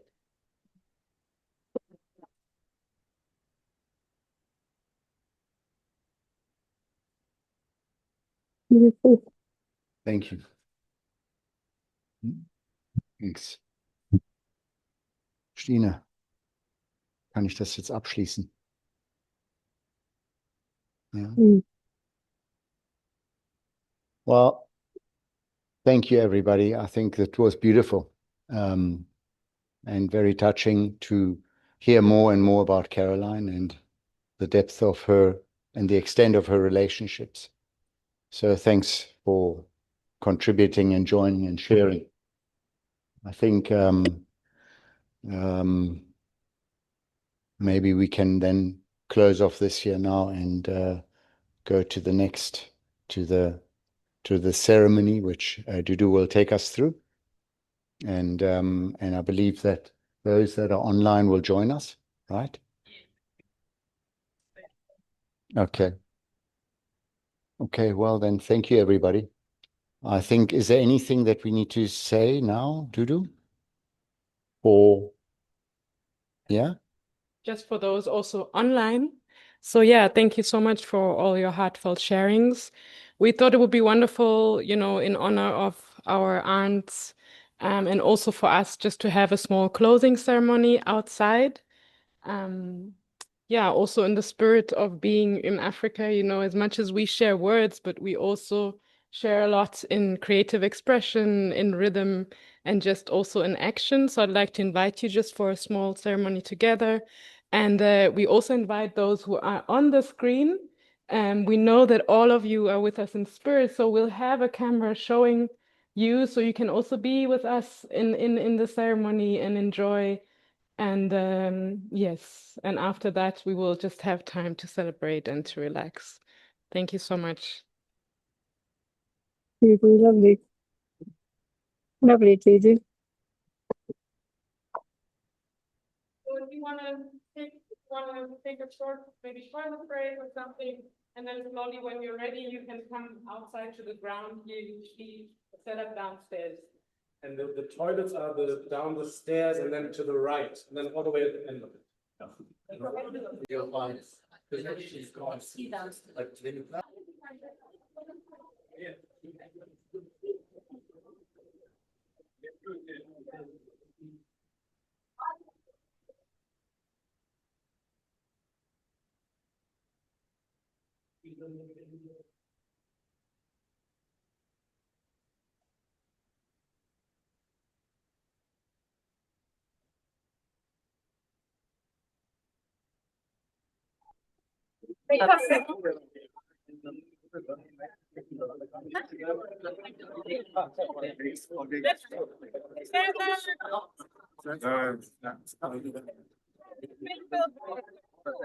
Let's hold this moment together.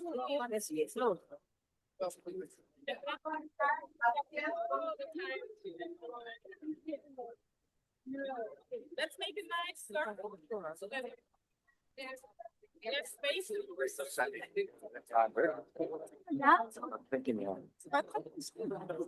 We'll sit. Yeah,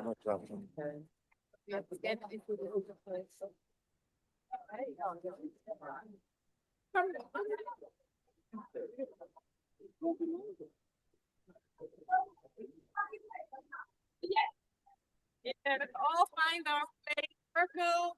Let's try to circle and kind of. Let's all find our space in the circle. Dear people, let's come together and hold this moment of ceremony. Let's try and find a balance in the shape of a circle. As we work with energy today, let's create the sacred shape of the circle, which of course is also the shape of the African drum. Yes, please, come and find your place.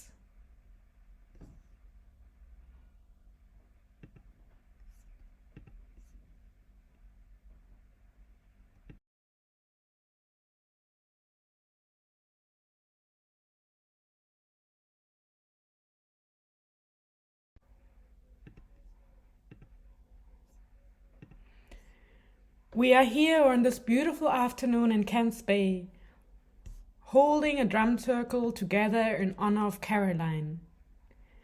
As Caroline joined the drum circle in London, one of her newfound passions, and perhaps it was also her way to always connect with home, to connect with this African rhythm, which is the drum, which is our heartbeat. The nature of the African rhythm is the heartbeat of life. It is also the circle, the symbol of eternity, which is also the symbol of our philosophy of togetherness, called Ubuntu. So to call upon the interconnectedness beyond life and death, we reflected together with Caroline's close friends, Di, Julia, and Jenny, that it would be nice to hold a small moment of embodiment and action as a memorial ritual together today. So we invite you to join us in a ceremonial planting, offering your thoughts and prayers for Caroline into the soil. We will then, in the small group, take these ceremonial plants and offer these indigenous plants and plant them into the wild along the running trails of Caroline. So we invite you to these 3 planting stations.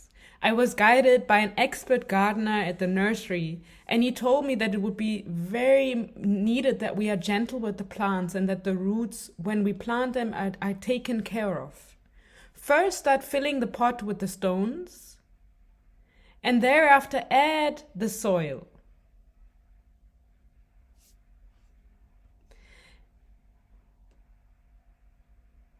Then place the plant gently and top it up with soil and gently press it down.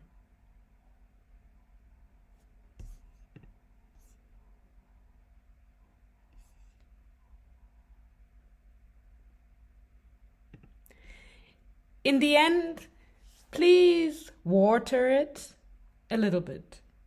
There's also a dish with warm water for your hands to wash afterwards, and then you can take your drum and find your place in the drum circle.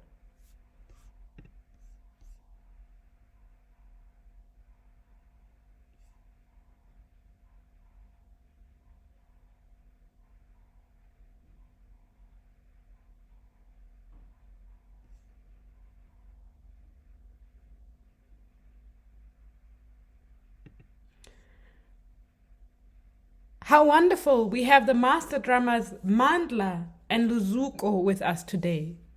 Mandla turns out to be an old music teacher of mine, my drum master from UCT Dance School, with whom's live percussion I had the honor to train and dance daily. A gift that I've always cherished, and how wonderful that today we meet again and hold this ceremony for Caroline. Another circle completing. So let's just take a moment together to set an intention on Caroline, and then you're welcome to come to the plants and start the ceremonial planting together.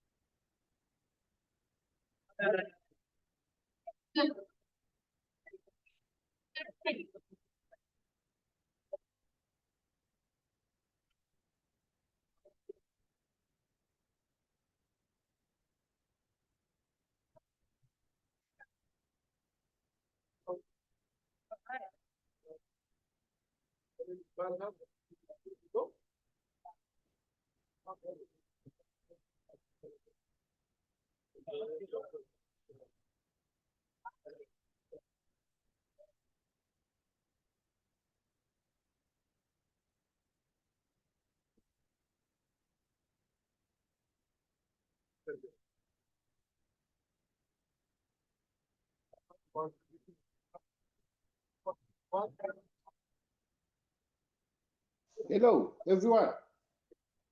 Yep, there you are. Yep.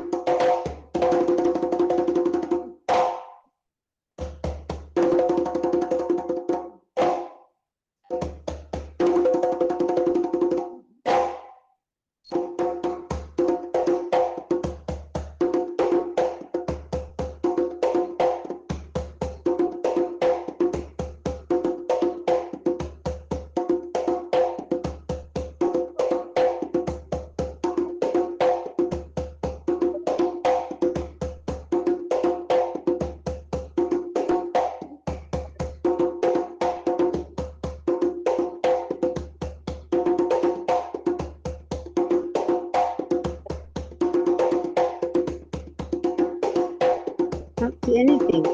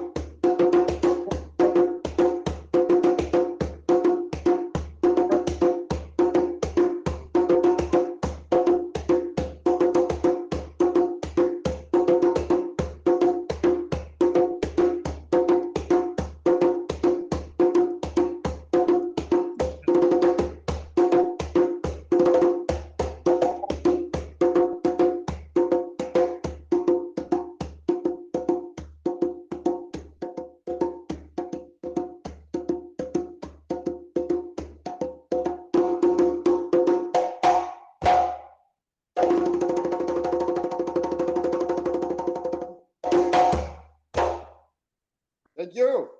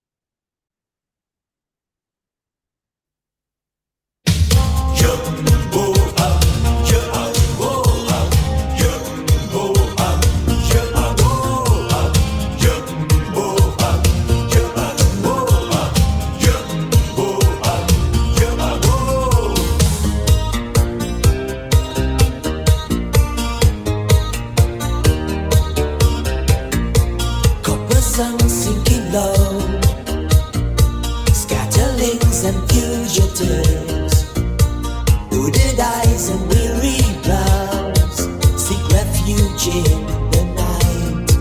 They are the scatterlings of Africa, each uprooted one, on the road to Bellamanga, where the world began. I love the scatterlings of Africa, each and every one. In their hearts a burning hunger beneath the copper sun.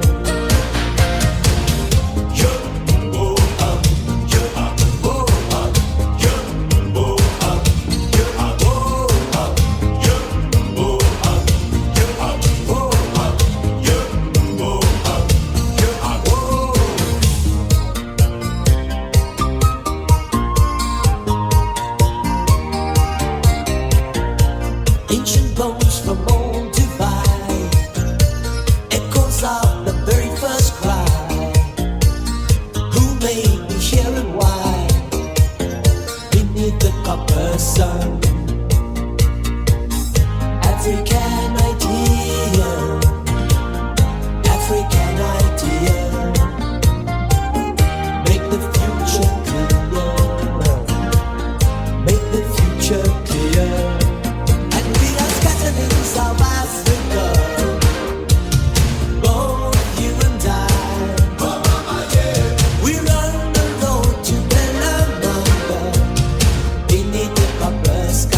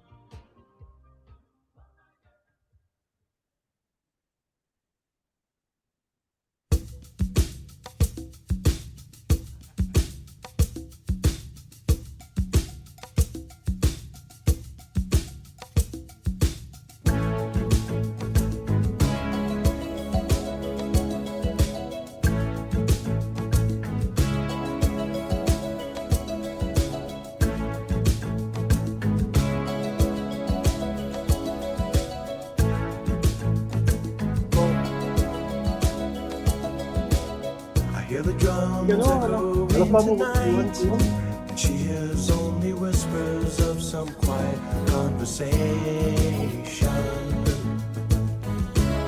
She's coming in 12:30 flight. The moonlit wings reflect the stars that guide me towards salvation. I stopped an old man along the way, hoping to find some old forgotten words or ancient melodies. He turned to me as if to say, "Hurry, boy, it's waiting there for you."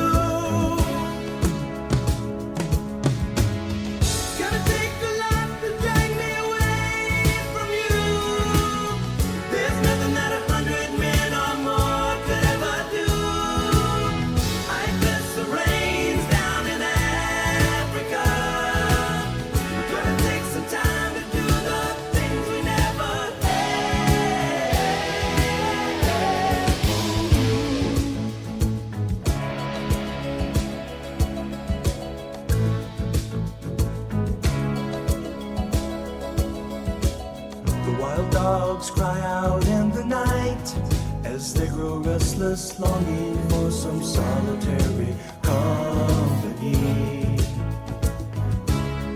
I know that I must do what's right, sure as Kilimanjaro rises like Olympus above the Serengeti. I seek to cure what's deep inside, frightened of this thing that I've become. Gonna take a lot to drag me away from you. There's nothing that 100 men or more could ever do. I guess the rain's down in Africa. We're gonna take some time to do the things we never had.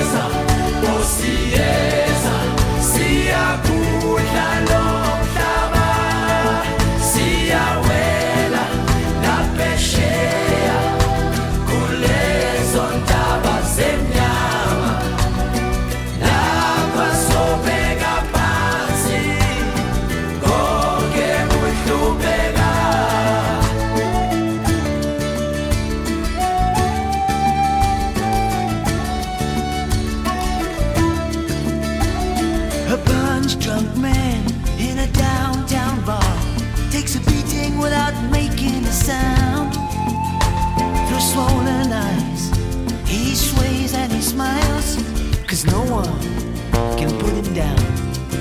Inside him a boy looks up to his father for a sign or an approving eye.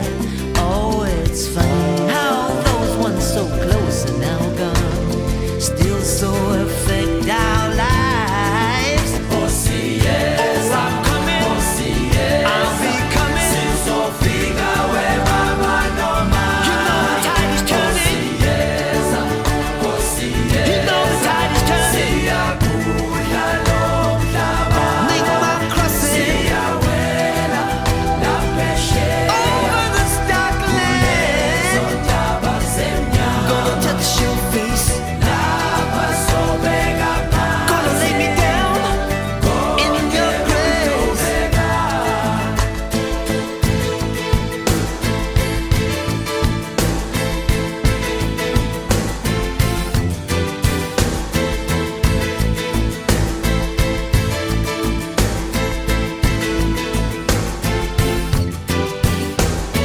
Take me now, don't let go. Hold me close. I'm coming home. Oh, see, yes, oh, I'm coming. Oh, see, yes, oh, I'm coming. See, so figa where mama no man. You know the tide is turning. Yes, oh, see, yes. I'm telling you the tide is turning. Gonna make this crossing. Over the stark land. Gonna touch your face. Gonna lay me down in that green field of grain. Oh, I'm coming. Oh, I'm coming. Oh, I'm coming. Oh, I'm coming. Oh, I'm coming. Gonna lay me down.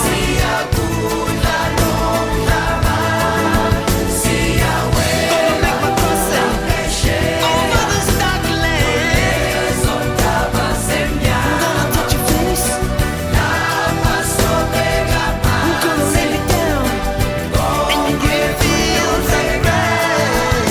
Oh, see, yes, oh, see, yes, sin so figa where mama no man. Oh, see, yes, oh, see, yes, see a bulla long lava. See a wela la peshe.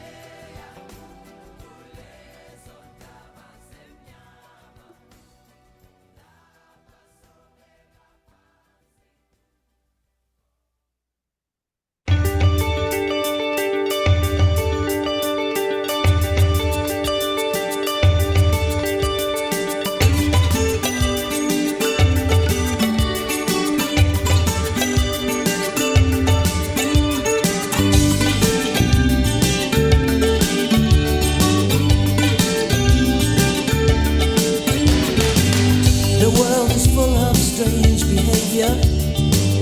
Every man has to be his own savior. I know I can make it on my own if I try, but I'm searching for a great heart to stand me by underneath the African sky. A great heart to stand me by. I'm searching for the spirit of the great heart to hold and keep me by. I'm searching for the spirit of the great heart under African skies. Sometimes I feel that you really know me. Sometimes there's so much you can show me.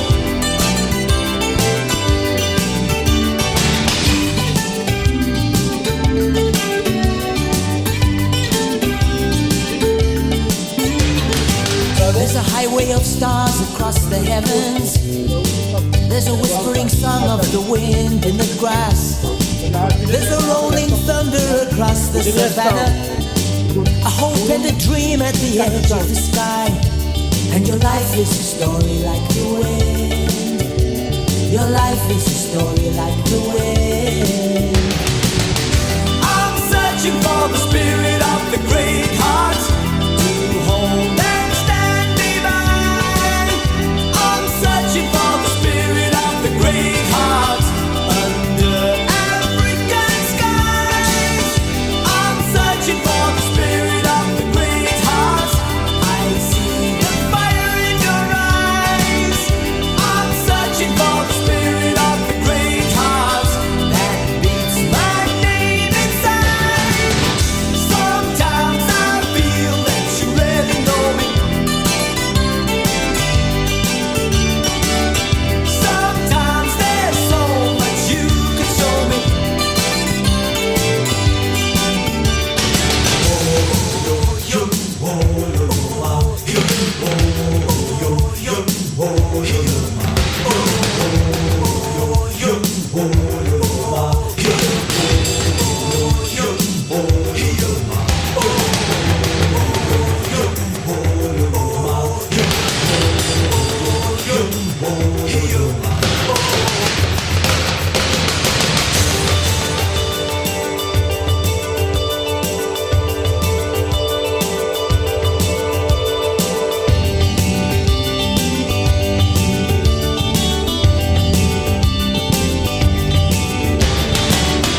I'm searching for the spirit of the great heart. Who comes in my side when you see him? I'm searching for the spirit of the great heart. Who comes in my side when you see him? I'm searching for the spirit of the great heart to hold and stand divine. I'm searching for the spirit of the great heart under African skies. I'm searching for the spirit of the great heart. Who comes in my side when you see him? I'm searching for the spirit of the great heart. Who comes in my side when you see him? I'm searching for the spirit of the great heart. Who comes in my side when you see him? I'm searching for the spirit of the great heart.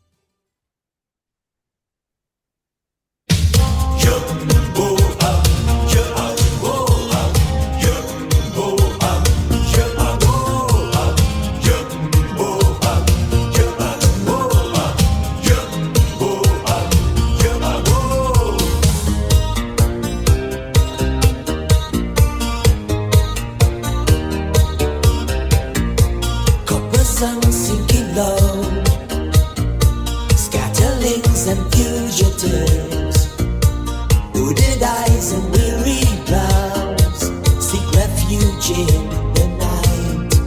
They are the scatterlings of Africa, each uprooted one.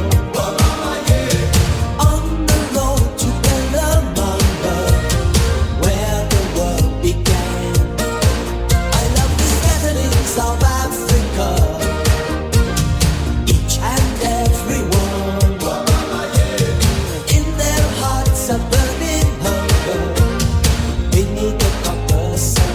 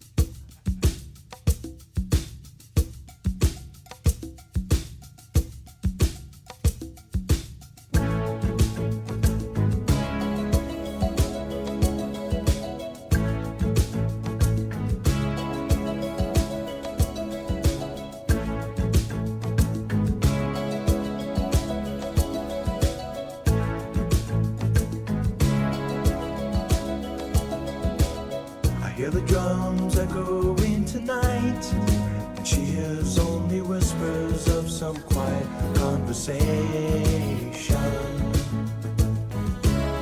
She's coming in 12:30 flight. The moonlit wings reflect the stars that guide me towards salvation.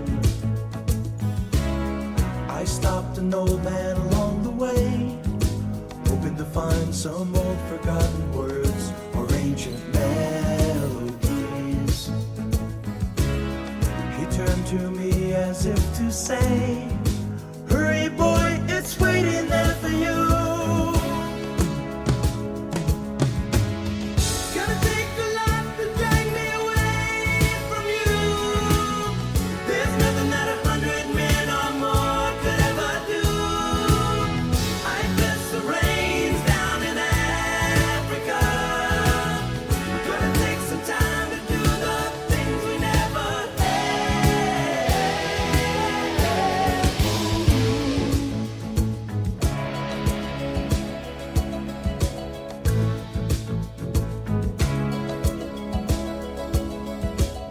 The wild dogs cry out in the night as they grow restless, longing for some solitary company. I know that I must do what's right, sure as Kilimanjaro rises like Olympus above the Serengeti. I seek to cure what's deep inside, frightened of this thing that I've become. Gonna take a lot to drag me away from you.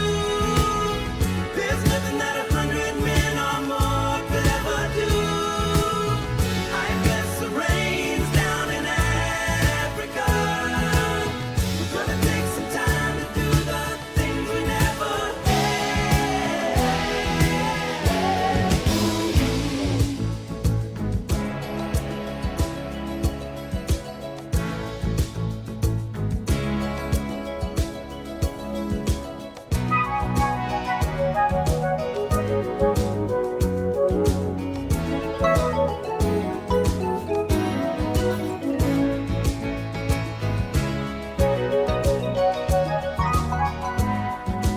Hurry, boy, she's waiting there for you.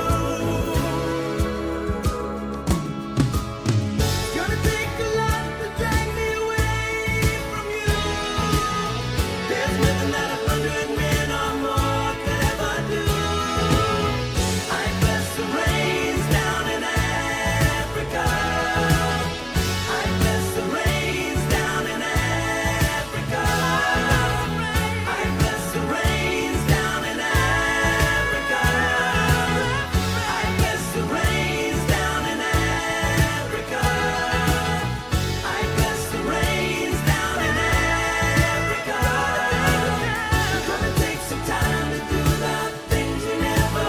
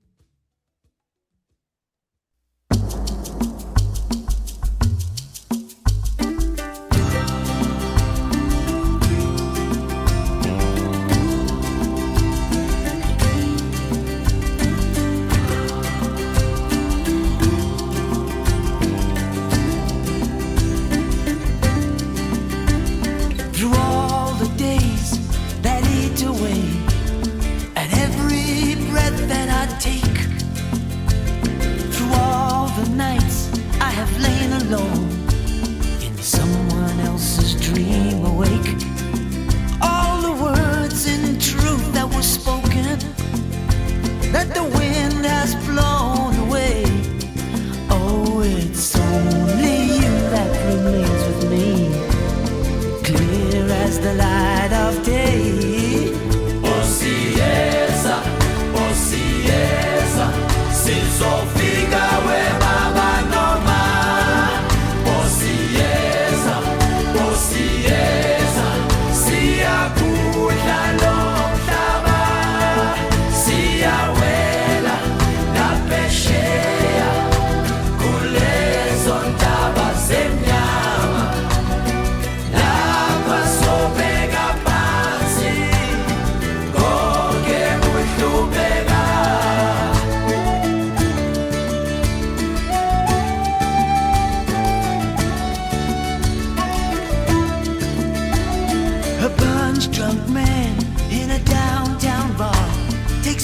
crying without making a sound.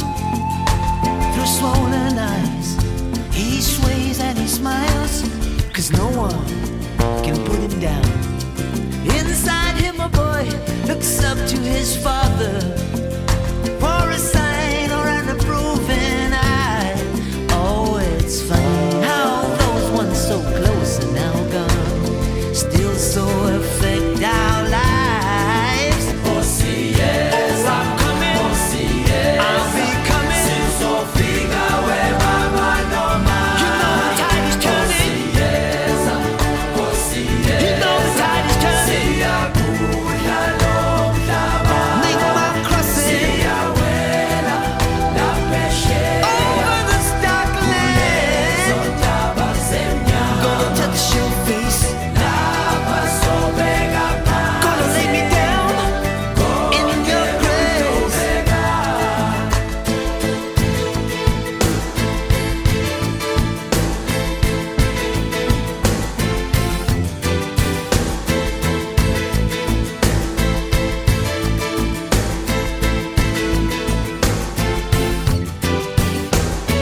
Take me now, don't let go.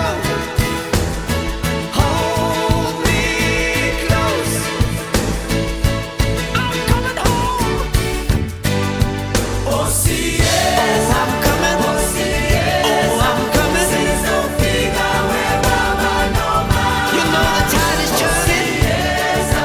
Oh, see, yes. I'm telling you the tide is turning. Gonna make this crossing. Over the stark land. Gonna touch your face. Gonna lay me down in that green field of grass. Oh, I'm coming. Oh, I'm coming. Oh, I'm coming. Oh, I'm coming. Oh, I'm coming. Gonna lay me down.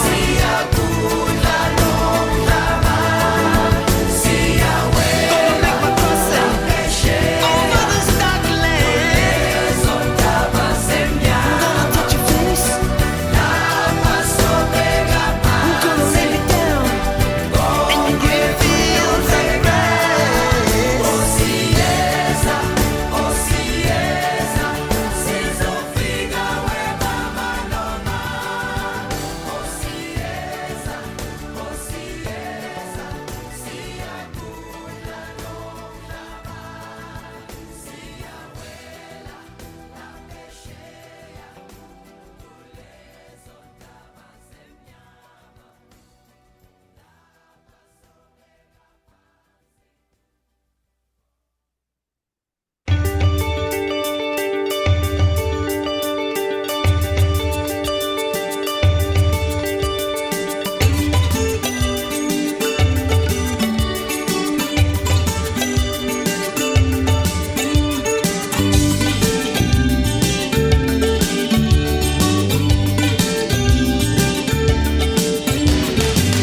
The world is full of strange behavior. Every man has to be his own savior. I know I can make it on my own if I try, but I'm searching for a great heart to stand me by underneath the African sky.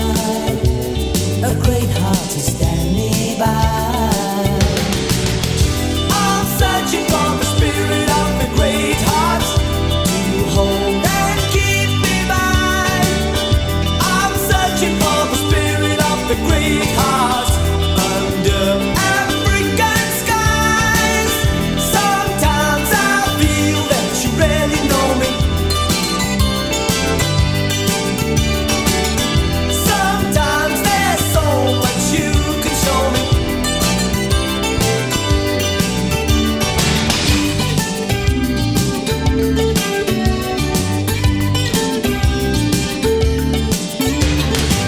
There's a highway of stars across the heavens. There's a whispering song of the wind in the grass.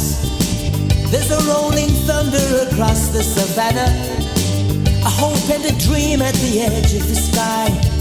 And your life is a story like the wind. Your life is a story like the wind. I'm searching for the spirit of the great heart to hold and stand me by. I'm searching for the spirit of the great heart under African skies. I'm searching for the spirit of the great heart. I see the fire in your eyes. I'm searching for the spirit of the great heart that beats my name inside. Sometimes I feel that you really know me. Sometimes there's so much you could show me.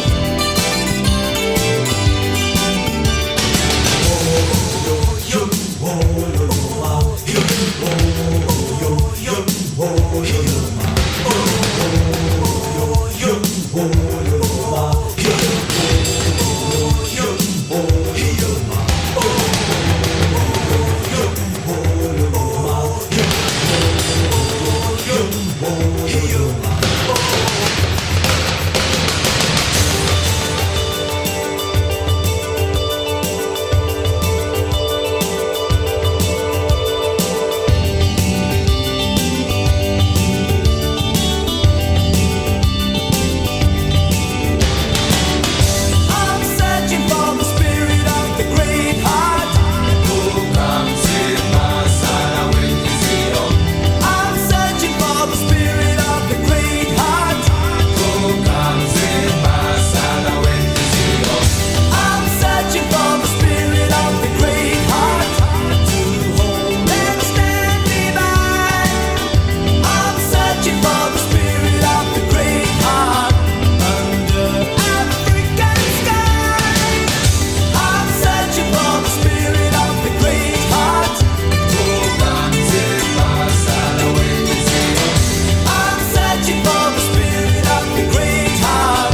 Who comes in my side when you see him? I'm searching for the spirit of the great heart. Who comes in my side when you see him? I'm searching for the spirit of the great heart.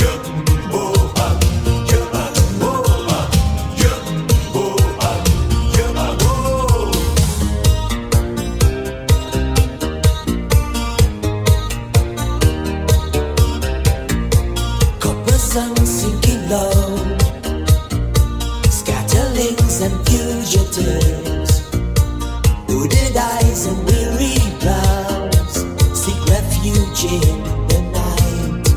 They are the scatterlings of Africa, each uprooted one. On the road to Belamanga, where the world began. I love the scatterlings of Africa, each and every one. In their hearts a burning hunger beneath the copper sun.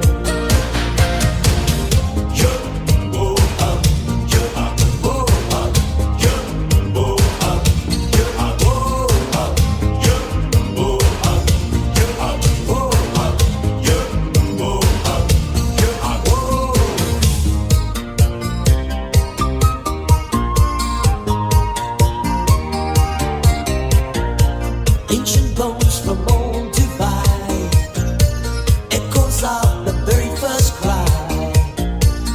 Who made me here and why? Beneath the copper sun. African idea, African idea. Make the future clear, make the future clear. And we are scatterlings of Africa, both you and I. We're on the road to Belamanga, beneath the copper sun.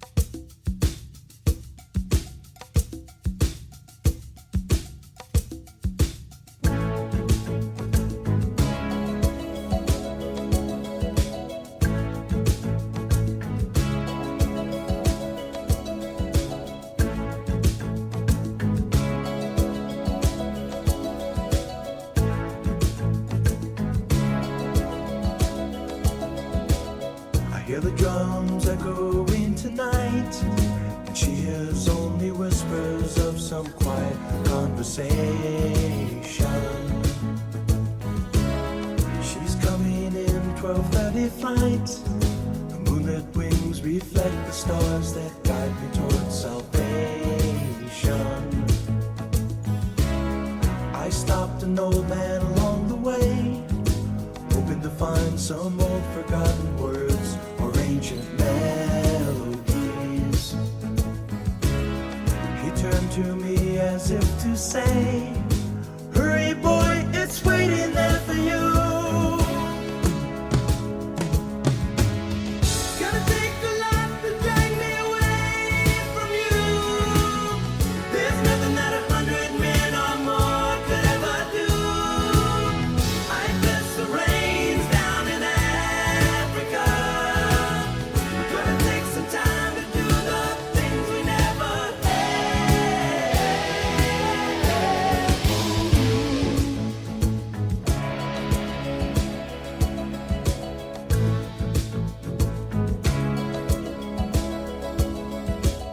The wild dogs cry out in the night as they grow restless, longing for some solitary company. I know that I must do what's right, sure as Kilimanjaro rises like Olympus above the Serengeti. I seek to cure what's deep inside, frightened of this thing that I've become.